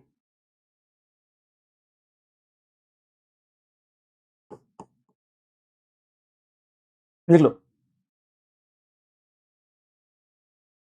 लिखो जल्दी से जल्दी से जल्दी से, ये पूरा डायग्राम बना के अच्छे से लिखो, जल्दी से, फटाफट फटाफट फटाफट। कम ऑन गाइस, लिखिए प्लीज, लिखिए प्लीज, लिखिए प्लीज, लिखिए प्लीज। चलिए, अगर मैं आपसे ये बोलूं बेटा, total number of positive charge, total charge conserve है, इसका मतलब यही हुआ ना, total number of positive charge conserved in universe, conserved in universe. बोलो सही है कि गलत? Total number of positive charge conserved in universe, universe में टोटल पॉजिटिव चार्ज कंजर्व है, क्योंकि चार्ज तो हम बना नहीं सकते, तो जो टोटल पॉजिटिव चार्ज होगा वो भी कंजर्व करेगा, टोटल नेगेटिव चार्ज भी कंजर्व करेगा। बोलो बोलो बोलो बोलो बोलो बोलो बोलो बोलो बोलो। या किसी आइसोलेटेड सिस्टम की बात कर लो, यूनिवर्स या आइसोलेटेड सिस्टम, यूनिवर्स या isolated system, isolated system, isolated system. जल्दी बता मेरे लाल, मेरे नीले, मेरे पीले, मेरे काले, जल्दी बता। ऑप्शन नहीं दिया, ये sorry sorry sorry, yes no. भाई चार्ज को हम बना नहीं सकते और चार्ज को हम खत्म भी नहीं कर सकते, तो यूनिवर्स में जो टोटल पॉजिटिव चार्ज होगा वो कंजर्व रहेगा, या किसी सिस्टम में टोटल पॉजिटिव चार्ज रहेगा वो कंजर्व रहेगा। देखो, total number of positive charge conserve in universe, पीछे भी देखोगे तो ऐसा तुमको दिखाई देगा, यस और नो? बोलो देखो यहां भी देखो, टोटल पॉजिटिव चार्ज की काउंटिंग करें, 4 प्रोटॉन था, 4 प्रोटॉन था, 8 प्रोटॉन है। यहां भी टोटल पॉजिटिव चार्ज देखो 8 प्रोटॉन है। और क्या बात करता है, बोलो बोलो। तो total number of positive charge conserved in the universe and similarly total number of negative charge, अरे तो इलेक्ट्रॉन को खा जाएगा क्या, प्रोटॉन को खा जाएगा क्या, चार्ज कंजर्व्ड इन यूनिवर्स, बोलो, और आइसोलेटेड सिस्टम। क्या लग रहा है जनता, जनता लग रहा है एकदम सही कह रहा हूं मास्टर, ये तो पूरा का पूरा चार्ज कंजर्व रहता है, तो पॉजिटिव चार्ज भी कंजर्व रहेगा। यस सही है, नहीं होता ये सही, तो आपका आंसर होगा बी। 50% लोगों ने यहां पे सही जवाब तुक्का लगाया है और 50% लोगों का गलत है। क्या होगा फिर, ये फॉल्स है, ऐसा कुछ नहीं होता। पॉजिटिव चार्ज और निगेटिव चार्ज सेपरेटली कंजर्व नहीं करते, टोटल चार्ज कंजर्वेशन का लॉ पढ़ा है आपने, ठीक है। तो यहां पे ये एमआर स्कैम का मोहर लगा के जरूर आप लिखेंगे, जरूर आप लिखेंगे, धुआंधार तरीके से, शानदार तरीके से लिखेंगे, शानदार तरीके से लिखेंगे कि टोटल चार्ज कंजर्व रहता है। टोटल पॉजिटिव चार्ज कंजर्व थोड़ी नहीं रहता। सर मुझे बताओ कहां पॉजिटिव चार्ज खत्म हो रहा है, अभी बताता हूं एक एग्जांपल, धुआं धुआं हो जाएगा। एक एग्जांपल बताता हूं, बीटा माइनस डीके। बता, बीटा माइनस डीके अगर तूने न्यूक्लियर फिजिक्स में पढ़ा है तो बता वहां पे क्या होता है। एग्जांपल बताता हूं तुमको, और ऐसा एग्जांपल बताता हूं जो तूने पढ़ा है। बीटा माइनस डीके में क्या होता है, पढ़ाऊंगा न्यूक्लियर फिजिक्स में कि बीटा माइनस डीके में क्या होता है कि एक beta minus minus minus minus एक न्यूट्रॉन प्रोटॉन में कन्वर्ट हो जाता है और साथ में एक इलेक्ट्रॉन बनता है जो बाहर इमिट हो रहा होता है। मतलब यहां इसका इक्वेशन होता है कि न्यूक्लियस के अंदर एक न्यूट्रॉन प्रोटॉन में कन्वर्ट हो गया। सर आप तो यही बात कह रहे हो कि जैसे किसी लड़का को लड़की बना दोगे। हाँ तो होता ही है। क्या दुनिया में टोटल लड़के कंजर्व हैं? क्या दुनिया में टोटल लड़कियां कंजर्व है? नहीं, कई बार लोग अपना फेस बदल लेते हैं, लड़की लड़का बन जाता है, लड़का लड़की बन जाता है, तो यह परंपरा चल रहा होता है। अब तुमको यहां से समझ में आया तो आया, नहीं तो और समझाऊंगा, और समझाऊंगा। एग्जाम्पल भरे पड़े हैं, एग्जाम्पल भरे पड़े। हाँ सर हो तो जाता है चेंज, हाँ तो वही यहां पे भी हो जाता है। और एक्चुअल में यही होता है कि न्यूक्लियस के अंदर, समझिएगा प्लीज, एक्चुअल में यही होता है कि न्यूक्लियस के अंदर एक न्यूट्रॉन प्रोटॉन में कन्वर्ट हो जाता है और वहां से एक इलेक्ट्रॉन भी बनता है, तो वहां से डीके हो रहा है। तो बताओ टोटल चार्ज कितने थे? पहले 0 न्यूट्रॉन था वो, बाद में एक पॉजिटिव और एक निगेटिव बना, तो पॉजिटिव भी बना निगेटिव भी बना, तो टोटल चार्ज कहां कंजर्व हुआ? बताओ कहां कंजर्व हुआ? बताओ। अच्छा एक और बताता हूं, एक और बताता हूं, एग्जाम्पल है, जैसे pair production. Pair production, pair production क्या होता है? जब हाईली एनर्जेटिक दो गामा रे, ये सारा मॉडर्न में पढ़ना है आपको। हाईली एनर्जेटिक दो गामा रे जब इंटरैक्ट करता है तो एक इलेक्ट्रॉन और एक पॉजिट्रॉन इमिट होता है। ये पॉजिट्रॉन है, पॉजिटिव चार्ज पॉजिट्रॉन है, और ये इलेक्ट्रॉन है। सर ये बात समझ नहीं आ रही है, समझना भी नहीं, समझना भी नहीं। तो क्या समझना है? समझना तुमको बस इतना है कि total number of positive charge कहीं कंजर्व नहीं रहता, total number of negative charge conserve नहीं रहता। Number of positive charge can be increase, number of negative charge can be increase, total charge conserve रहता है। Total charge is conserve in this universe. इतना समझ में आया? सर ये क्या होता है ये तो बाद में बताऊंगा, ऐसा होता है। बता टोटल चार्ज कितना है? 0। यहाँ बता टोटल चार्ज कितना है? 0। यहाँ पॉजिटिव चार्ज कितना है? 0। यहाँ पे पॉजिटिव चार्ज कितना है? 1। तो पॉजिटिव चार्ज बना, हाँ, निगेटिव चार्ज बना, हाँ, तो साइमल्टेनियसली दोनों बन सकते हैं। तो सर चार्ज तो बना सकते हैं। Yes, you can create charge but you can not create net charge. Yes yes, you can create charge but you can not create net charge. Yes yes, तेरे मन में, तेरे अटोरा में ये सवाल आ रहा था, तेरे मन में, तेरे अटोरा में सवाल आ रहा था, मन में फुदक फुदक के तू चीख चीख के सोच रहा था, सर ऐसे तो हम चार्ज बना लेंगे। हाँ तू चार्ज बना रहा है क्या? यहाँ पे न्यूट्रॉन प्रोटॉन में बदल गया तो चार्ज बन गया। हाँ चार्ज बन गया। यू कैन क्रिएट पॉजिटिव और negative charge, you can create positive और negative charge, but you can't, you never create net charge. तो जब मैं कहता हूं कि मैंने यहां पे चार्ज को क्रिएट और डिस्ट्रॉय नहीं किया, तो यहां पे नेट चार्ज का मतलब होता है, सिर्फ चार्ज का मतलब नहीं होता है, सिर्फ चार्ज का मतलब नहीं होता है, यहां पे नेट चार्ज का मतलब होता है। तो जब मैं कहता हूं कि मैंने चार्ज बना नहीं सकता, तो मैं नेट चार्ज नहीं बना सकता, मैं नेट चार्ज नहीं खत्म कर सकता, बट मैं चार्ज बना भी सकता हूं, चार्ज खत्म भी कर सकता हूं, मैं पॉजिटिव और निगेटिव चार्ज कर सकता हूं। बताओ समझ में आया? बताओ समझ में आया? बताओ समझ में आया? न्यूट्रॉन भी प्रोटॉन में कन्वर्ट होता है, प्रोटॉन भी न्यूट्रॉन में कन्वर्ट होता है, डीके वगैरह में। तो क्या मैं अगर ऐसा लिखता हूं, यू कैन क्रिएट पॉजिटिव और negative charge but can not create, you can't and never create net charge, सही है क्या? बताओ एकदम मजा सा आया क्या, एकदम गुम्स बुम्स आया क्या, गुम्स बुम्स आया क्या, बताओ। नहीं, गुम्स बुम्स, हाँ गुम्स बुम्स सही तो है, एकदम गुम्स बुम्स वाली फिजिक्स आ गई क्या, कमेंट करके बताएंगे सभी लोग, रिकॉर्डेड लाइव सभी वाले, गुम्स बुम्स वाली फील आई, गुम्स बुम्स वाली फील आई। चलिए आगे बढ़े, आगे बढ़े। तो sir total number of electron भी यूनिवर्स में कंजर्व नहीं, नहीं, total number of electron is not conserve, total number of electron is not conserve. समझ आया भाई, चल समझ आया भाई, चल चल ठीक, लिख लिया ना, लिख लिया।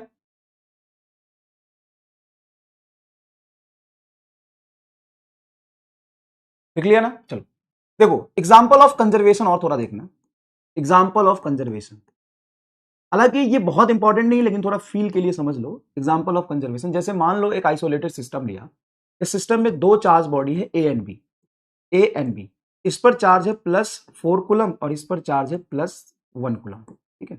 अब मैं कहता हूं कि नेट चार्ज इस पर बताओ कितना होगा, तो नेट चार्ज होगा 4 और 1 5 कूलम। चार्ज एडिटिव होता है, इसका भी फील आ गया आप। अब अगर मैं कहूं कि if 2 3 coulomb charge +3 coulomb charge transfer from A to B, A से बी को दे दिया, तो फाइनल चार्ज ए और बी पे बताओ कितना हो। कैसे दे दिया, किसी भी जुगाड़ से दिया, मैंने टच कराया, जो भी जैसे भी दिया, मैंने 2 कूलम चार्ज ए से बी को दे दिया, तो बताओ ए पर कितना चार्ज बचेगा। देखो बेटा 3 कूलम चार्ज, तो पहले कितना था 4, 4 में से 3 कूलम तुमने निकाल लिया, तो ए से निकालोगे तो 4 था, 3 निकाल लिया, तो जो निकाला उसको घटा दो, तो कितना बचेगा +1 कूलम, और यहां से लेकर के तुमने इसको दे दिया 3, तो इस पर हो जाएगा टोटल 4 कूलम।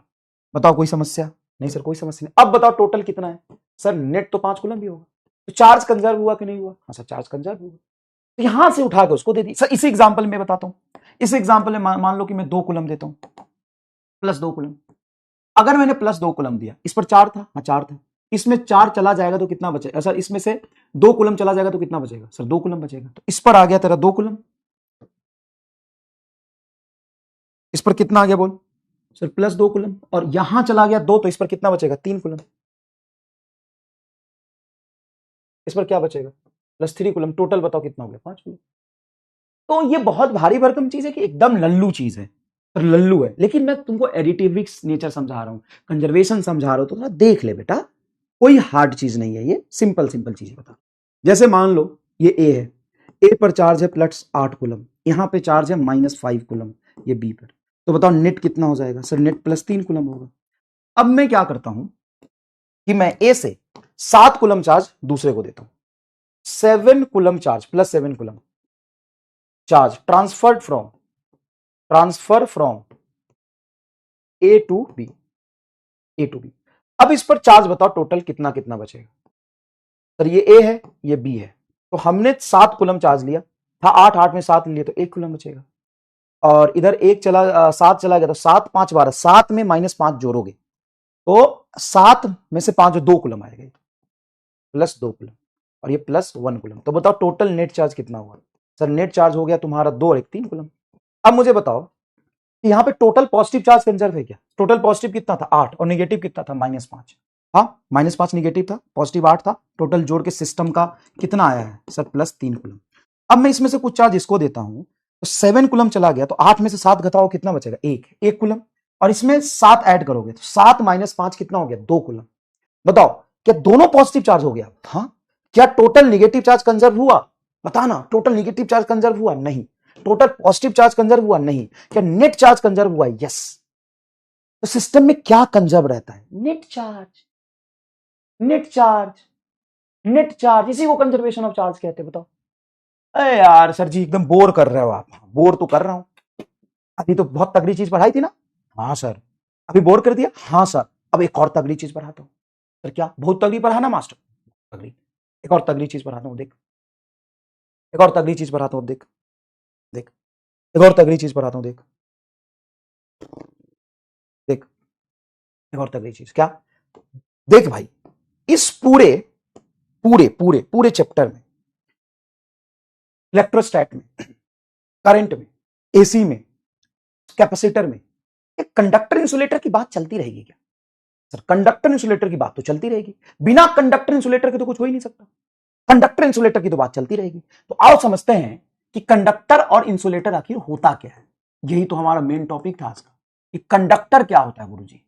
आइए समझते हैं कंडक्टर क्या होता है, कंडक्टर आखिर होता क्या है। तो आइए समझते हैं।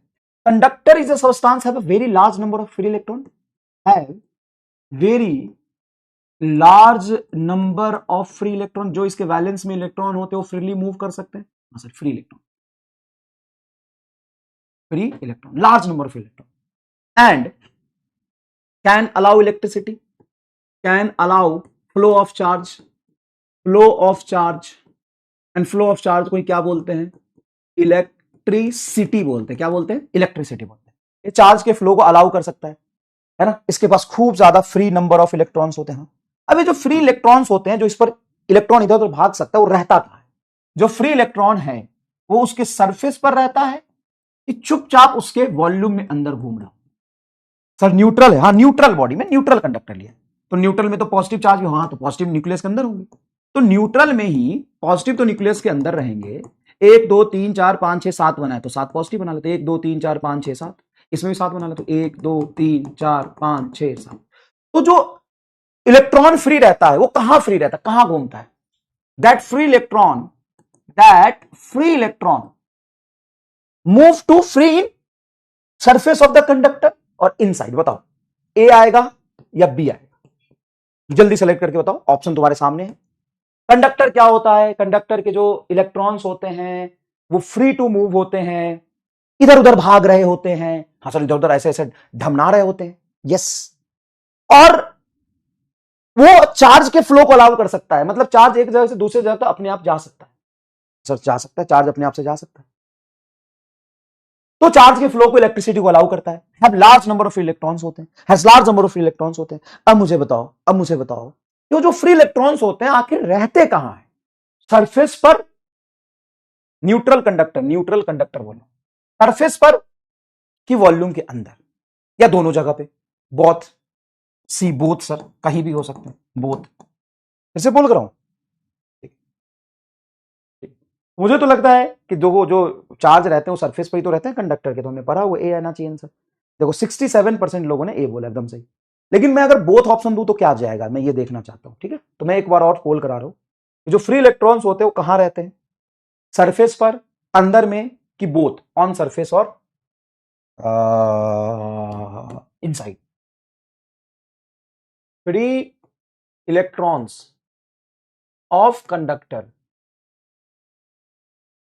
रिसाइड्स सही लिखा है अंग्रेजी, रिसाइड्स ऑन, पहला ऑप्शन सरफेस,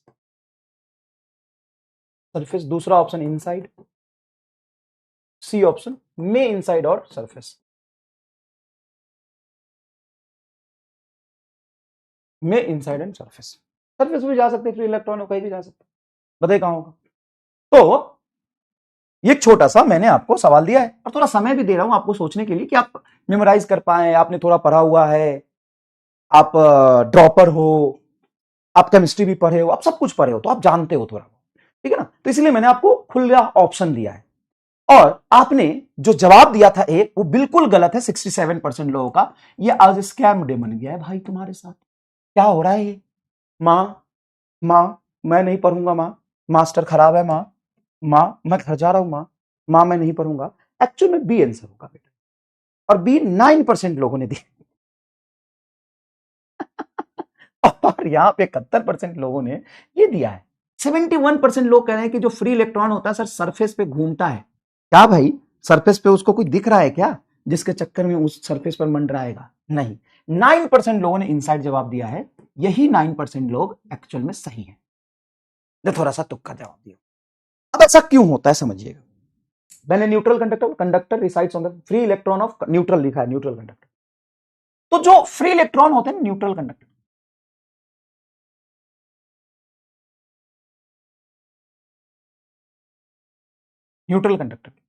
वो वॉल्यूम के अंदर रहते हैं। वो सरफेस पर क्या करेंगे जाके? तो सरफेस पे क्यों नहीं जाते? क्यों जाएंगे सरफेस पे? कोई थोड़ी ना जो उसको रिपेल कर रहा है। अच्छा अच्छा, न्यूट्रल है तो उसका पोटेंशियल क्या होगा? जीरो। अच्छा, तुम थोड़ा दिमाग लगा के पढ़े भी हो तो थोड़ा, इसलिए तुमने जवाब दिया होगा कि सर ऐसा हो सकता है ना कि पोटेंशियल कम करने के लिए चार्ज सरफेस पे जाता है। एक्चुअल बात सही है, लेकिन वो एक्सेस चार्ज, इसका तो पोटेंशियल ही जीरो है ना, इसका तो पोटेंशियल ही जीरो है ना। आओ इसको अच्छे से लिखना, यादगार है तुम्हारे लिए 9%। That free electron of neutral conductor, neutral conductor resides inside volume of conductor, inside volume of conductor, inside volume of conductor। क्योंकि न्यूट्रल है मतलब नेट चार्ज जीरो है, नेट चार्ज जीरो है, neutral conductor net charge zero है। हाँ, तो net charge जब उसका जीरो होगा ना, जब उसका नेट चार्ज जीरो होगा तो उसकी पोटेंशियल क्या होगी? मतलब रिफरेंस अगर हम इसी पर लेते हैं तो, क्योंकि रिफरेंस पर भी डिपेंड करता है, लेकिन मैं रिफरेंस इसी पर लेता हूं तो अभी पोटेंशियल की बात ही नहीं करते, छोड़। तुम सिर्फ इतना समझो कि जो फ्री इलेक्ट्रॉन्स होते हैं वो कंडक्टर के अंदर ही घूमते हैं, बाहर नहीं जाते। और अच्छा, कंडक्टर के अंदर जब घूमते हैं ना तो ऐसे नहीं घूमते हैं कि इसका इलेक्ट्रॉन इसी के साथ रहेगा, कभी इसका इलेक्ट्रॉन इसके साथ चला जाता है, इसका इसके साथ चला जाता है, इसका इसके साथ चला जाता है, इसका इसके साथ चला जाता है, इंटरचेंज करते रहते हैं। किसी एक इलेक्ट्रॉन को किसी अपने वाले के साथ मन ही नहीं लगता है। हाँ, तो ये है इलेक्ट्रॉन कंडक्टर के बेवफा, ये बेवफा इलेक्ट्रॉन होते हैं कंडक्टर के। इनका बेवफाई का लाइव एग्जांपल मैं तुमको दिखा सकता हूं, इनके बेवफाई का लाइव एग्जांपल मैं तुमको दिखा सकता हूं, चाहिए देखना है लाइव एग्जांपल एकदम इनके बेवफाई का। लेकिन वो घूमेंगे अंदर, कभी इसका उसके साथ, उसका उसके साथ, इसका इसके साथ, अंदर ही घूमेंगे। अब जब एक्सेस इलेक्ट्रॉन में दूंगा, एक्सेस चार्ज या एक्सेस इलेक्ट्रॉन, एक्सेस चार्ज कैसे देते हैं? इलेक्ट्रॉन देके या इलेक्ट्रॉन लेके।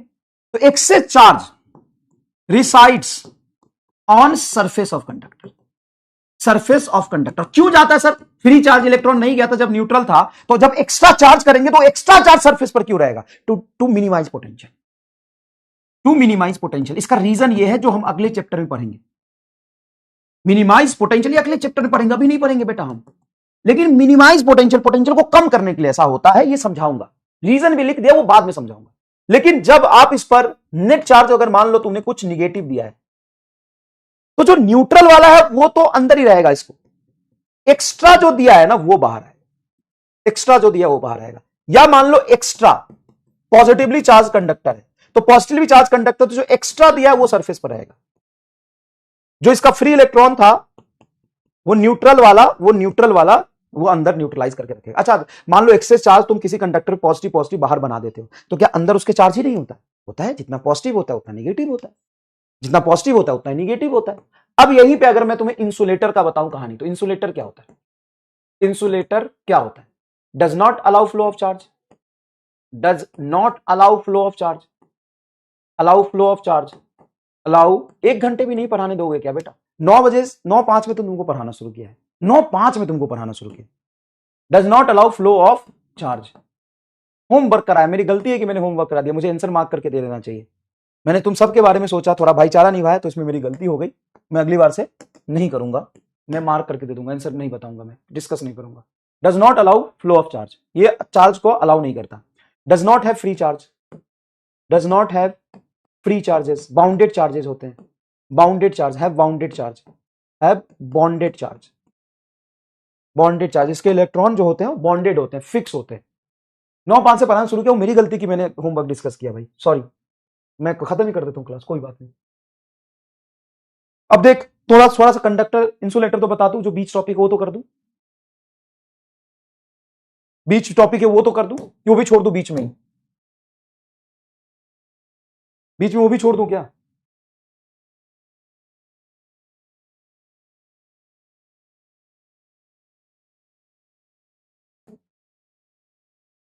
तुम्हारे हिसाब से ना भाई, सिलेबस 4 साल में खत्म होगा।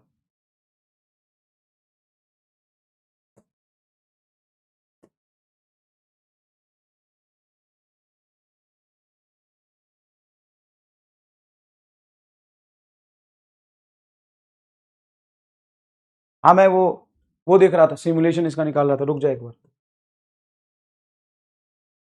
क्या हो गया?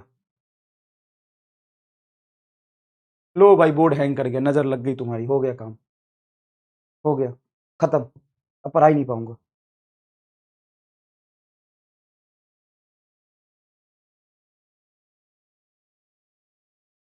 क्या है, दही कर दिया एकदम तुमने भाई, बधाई हो भाई।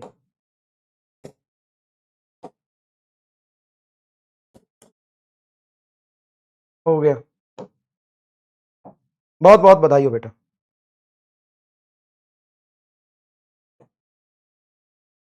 बहुत बहुत बधाई हो आपको, बहुत बढ़िया।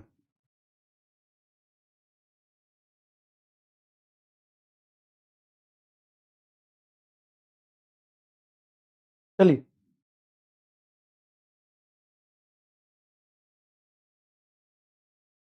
तुमने क्या, निगेटिव एनर्जी से ही तो होता है, निगेटिव एनर्जी से तो होता है।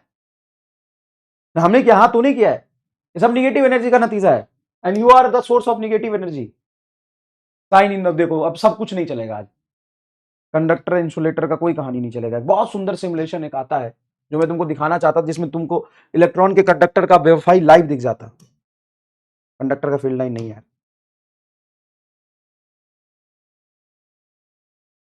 हम चाहते थे क्लास ना हो, इसीलिए हुआ है।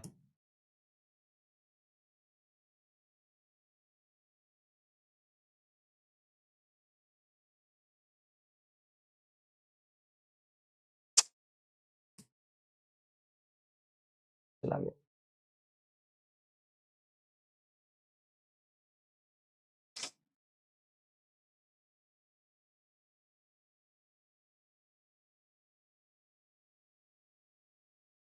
चलो भाई, मैं दिखा दूंगा उसमें होता क्या है, मैं आपको समझा देता हूँ थोड़ा, कोशिश करता हूँ समझाने का, उसमें होता क्या है, होता क्या है, कोशिश करता हूँ समझाने का। होता क्या है बेटा, कि जो ये कंडक्टर होता है, मैं बिना उसके ही सिमुलेशन बना देता हूं तुम्हारे लिए। देखो ये जो कंडक्टर होता है, उसके पॉजिटिव चार्ज फिक्स होंगे, प्रोटॉन वाले एटम्स की भाग रहे होंगे, सर फिक्स होंगे। अब इसके चारों तरफ एक एक एटम के इलेक्ट्रॉन घूम रहा होता है। हाँ, अब यहां पर जो इलेक्ट्रॉन तुम्हारा घूम रहा होगा, ये ऐसे घूम रहा होगा, और घूमते घूमते कब इसके साथ घूमने लगता है, घूमते घूमते कब इसके साथ घूमने लगता है, कब इसके साथ, कब इसके साथ, कब इसके साथ, कब इसके साथ, कब इसके साथ। सर ये तो नील्स बोर के एटॉमिक मॉडल को फेल कर देगा। तो नील्स बोर का एटॉमिक मॉडल सिंगल इलेक्ट्रॉन के लिए था, वो मल्टी इलेक्ट्रॉन के लिए नहीं था, सिंगल इलेक्ट्रॉन के लिए था। देख बेटा, मैं तुमको ये दिखाता, और फील आ जाए तो कमेंट बॉक्स में एक बार लिख देना कि सर फील आ गया, कमेंट बॉक्स में एक बार लिख देना फील आ गया। देख लो, जैसे ये यहां घूम रहा है और ये यहां घूम रहा है, तो ये घूमते घूमते घूमते घूमते इसके साथ चला जाएगा, और ये घूमते घूमते घूमते घूमते इसके साथ चला जाएगा। एक्चुअल में ऐसा होता है, एक्चुअल में ऐसा होता है कंडक्टर के साथ। ये समझाना चाह रहा था। क्या तुम्हें फील आया थोड़ा सा बेटा, फील आया थोड़ा सा, थोड़ा सा फील आया, कोशिश किया मैंने आपको फील दिलाने का, क्या थोड़ा सा फील आया, देख थोड़ा सा फील आया क्या भाई, बता थोड़ा सा फील आया क्या।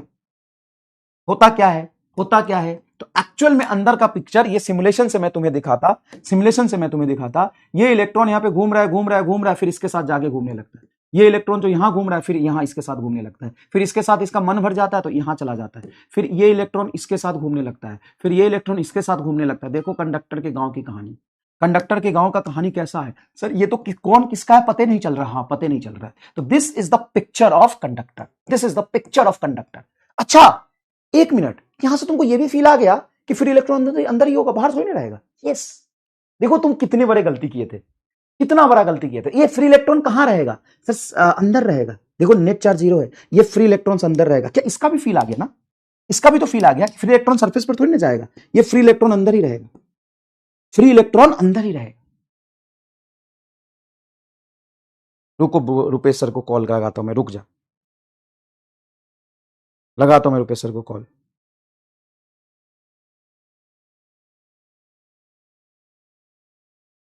अभी लगाता हूं मैं कॉल। बता, बता, क्या यहां से ये भी फील आया, 100% समझ में आएगा तो बता दीजिए प्लीज। फोन काट ना दे, भारी बेइज्जती हो जाएगी यार। तो कंडक्टर क्या होता है, इलेक्ट्रॉन ऐसे ऐसे घूम रहे होते हैं, कौन किसका है पता नहीं चलता है। और इंसुलेटर में क्या होता है बेटा, सुनना, इंसुलेटर में क्या होता है, सुनना, सुनना प्लीज, इंसुलेटर में सुनना प्लीज।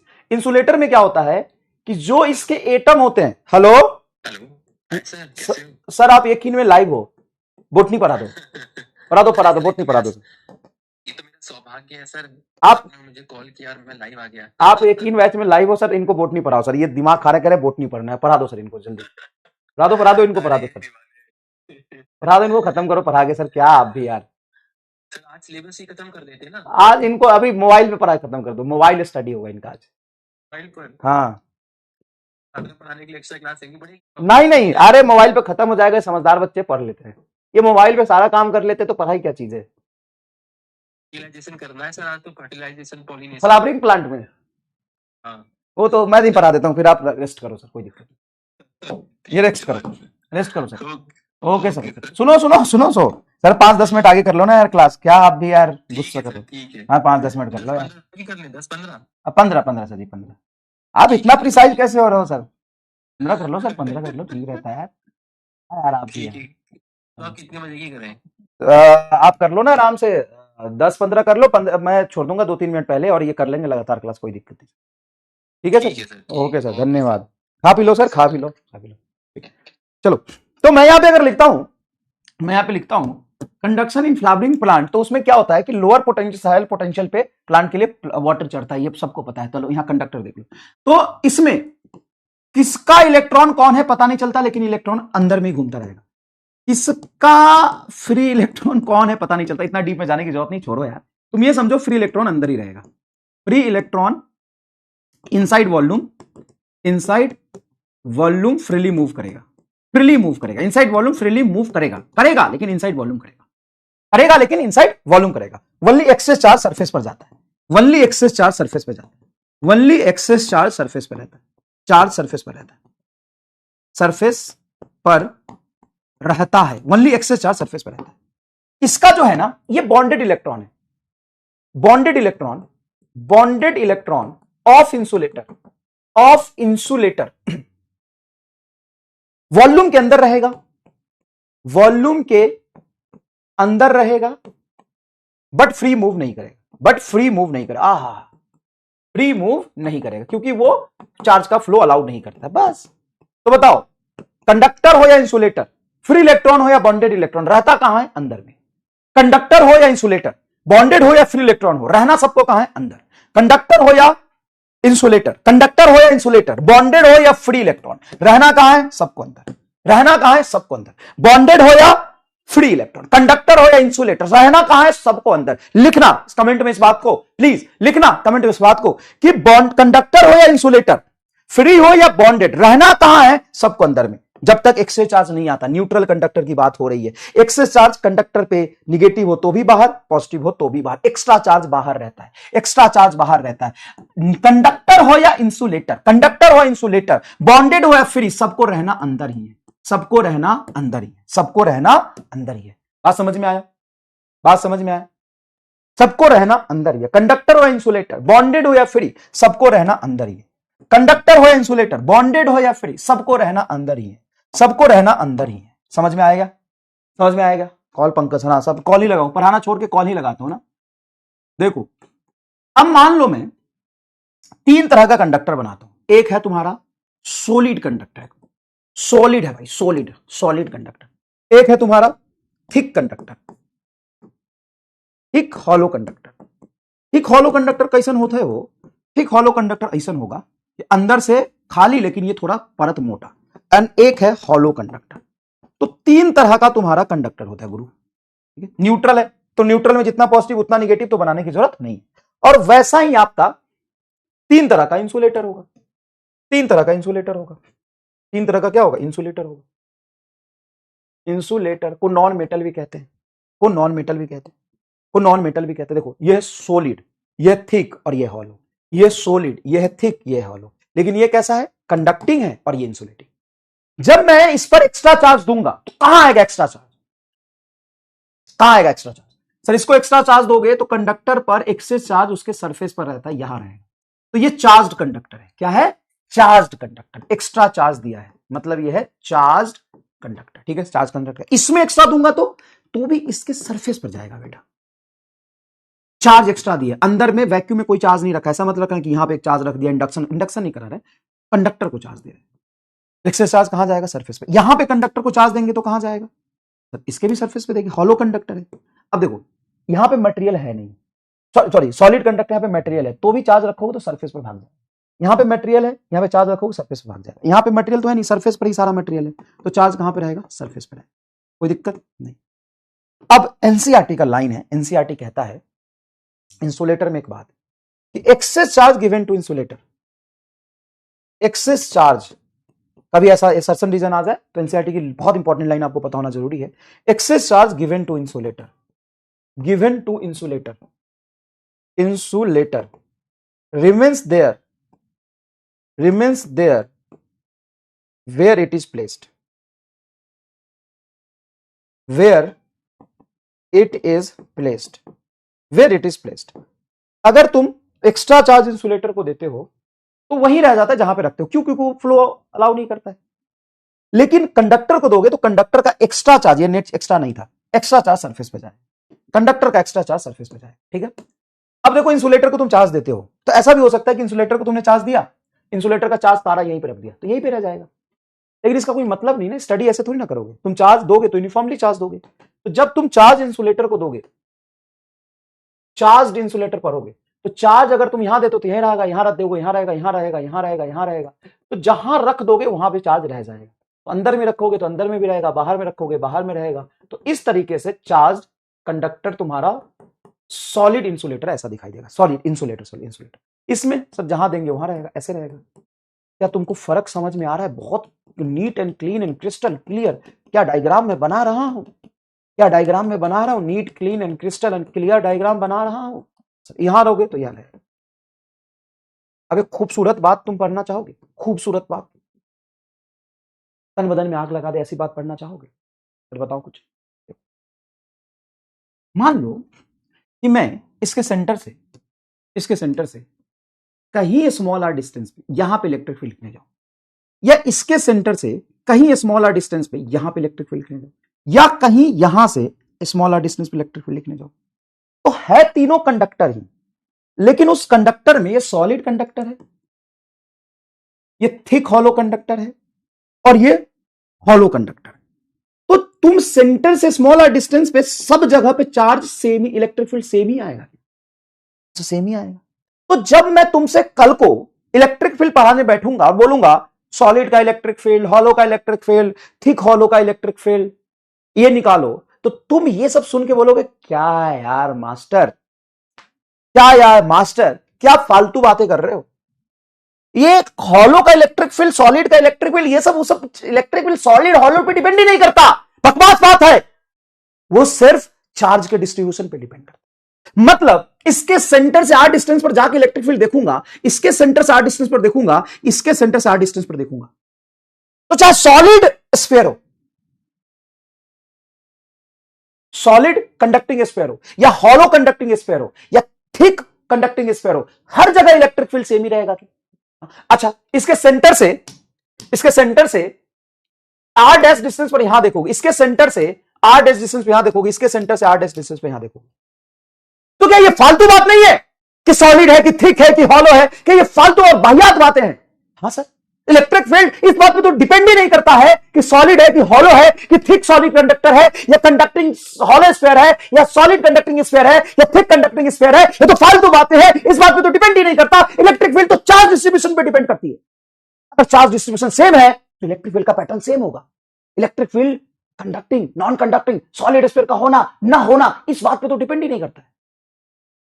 मजा आ गया तो कमेंट बॉक्स में आग लगा दो। सर बात तो सही है कि अगर मुझे चार्ज डिस्ट्रीब्यूशन मास्टर ने समझा दिया तो आगे मुझे फ्लक्स निकालना, इलेक्ट्रिक फील्ड निकालना, पोटेंशियल निकालना, सब फटाफट समझ में आएगा। और इतना ही नहीं, अभी और सुनिए, इतना ही नहीं, अभी और सुनिए। ये क्या है सर? ये हॉलो नॉन कंडक्टिंग है, हॉलो नॉन कंडक्टिंग है, नॉन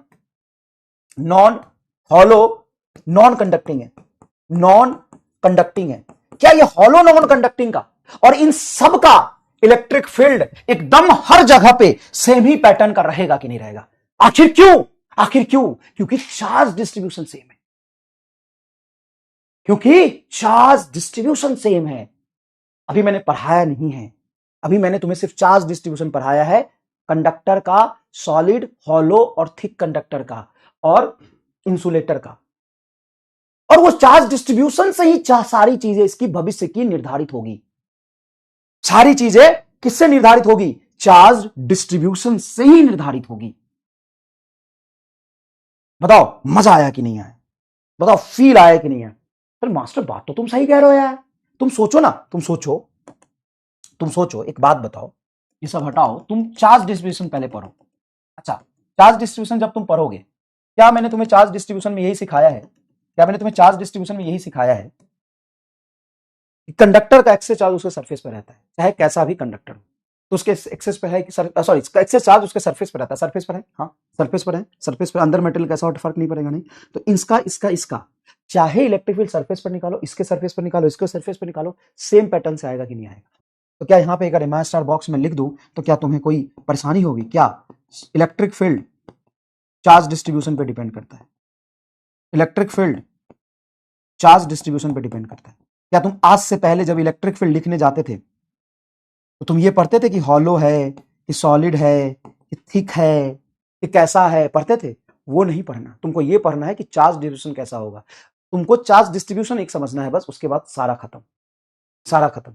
बोलो समझ? यहां पे अलग होगा, यहां पे अंदर में जो आएगा इसके अंदर में वो नहीं होगा, यहां पे जीरो आएगा। कितना आएगा इलेक्ट्रिक फील्ड ये नहीं बता रहा, मैं बस तुम्हें ये बता रहा हूं कि ये सारी खेला किसका है? चार्ज डिस्ट्रीब्यूशन का। ये सारा खेला किसका है? चार्ज डिस्ट्रीब्यूशन का। बेसिक फंडामेंटल तीन तरह के सिमेट्रिक शेप यही होते हैं। आगे अनसिमेट्रिक भी बताऊंगा, अनसिमेट्रिक भी बताऊंगा। जैसे अनसिमेट्रिक बॉडी लो, जैसे सिमेट्रिक बॉडी पे तूने चार्ज दिया, तो सिमेट्रिक बॉडी पे चार्ज एकदम यूनिफॉर्मली ऐसे डिस्ट्रीब्यूट होता है। सिमेट्रिक बॉडी पे चार्ज यूनिफॉर्मली एकदम ऐसे डिस्ट्रीब्यूट होता है, देख ऐसे डिस्ट्रीब्यूट होता है। अगर एसिमेट्रिक बॉडी लूंगा तो पोटेंशियल के खेला की वजह से शार्प पॉइंट पे चार्ज ज्यादा इकट्ठा। क्यों भाई? बेबी को बेस पसंद है, चार्ज को शार्प पॉइंट पसंद है। अब क्या करोगे? इसका रीजन हम पोटेंशियल में समझेंगे, इसका रीजन हम पोटेंशियल में समझेंगे, ठीक है? बेबी को बेस पसंद है, चार्ज को शार्प पॉइंट पसंद है। सिंपल सी बात है, सिंपल सी बात है, ठीक है? Okay sir. अब है नेक्स्ट आपका जो समझना है वो है method of charging. Method of charging जो हम कल पढ़ेंगे, डिफरेंट तरह के मेथड होते हैं, शुरू करने का कोई लॉजिक नहीं है। थोड़ा सा मैं कंडक्टर इंसुलेटर ही समझा देता हूं और अच्छे से, कोई बात नहीं, मैं होमवर्क नहीं कराऊंगा अगली बार से, टाइम उसमें लग जाता है, फिर तुम पढ़ना चाहते नहीं हो। चलो कंडक्टर देखो, conductor have a very large number of electron, can allow flow of charge, that free electron on the neutral conductor resides inside volume of conductor. Free electron जो होता है, नेट चार्ज जीरो वाला जो free electron होता है वो अंदर रहता है। अच्छा, इसी में एक्स्ट्रा और इलेक्ट्रॉन दो दोगे ना, एक्स्ट्रा और इलेक्ट्रॉन, एक्सेस और फ्री चार्ज दे दोगे।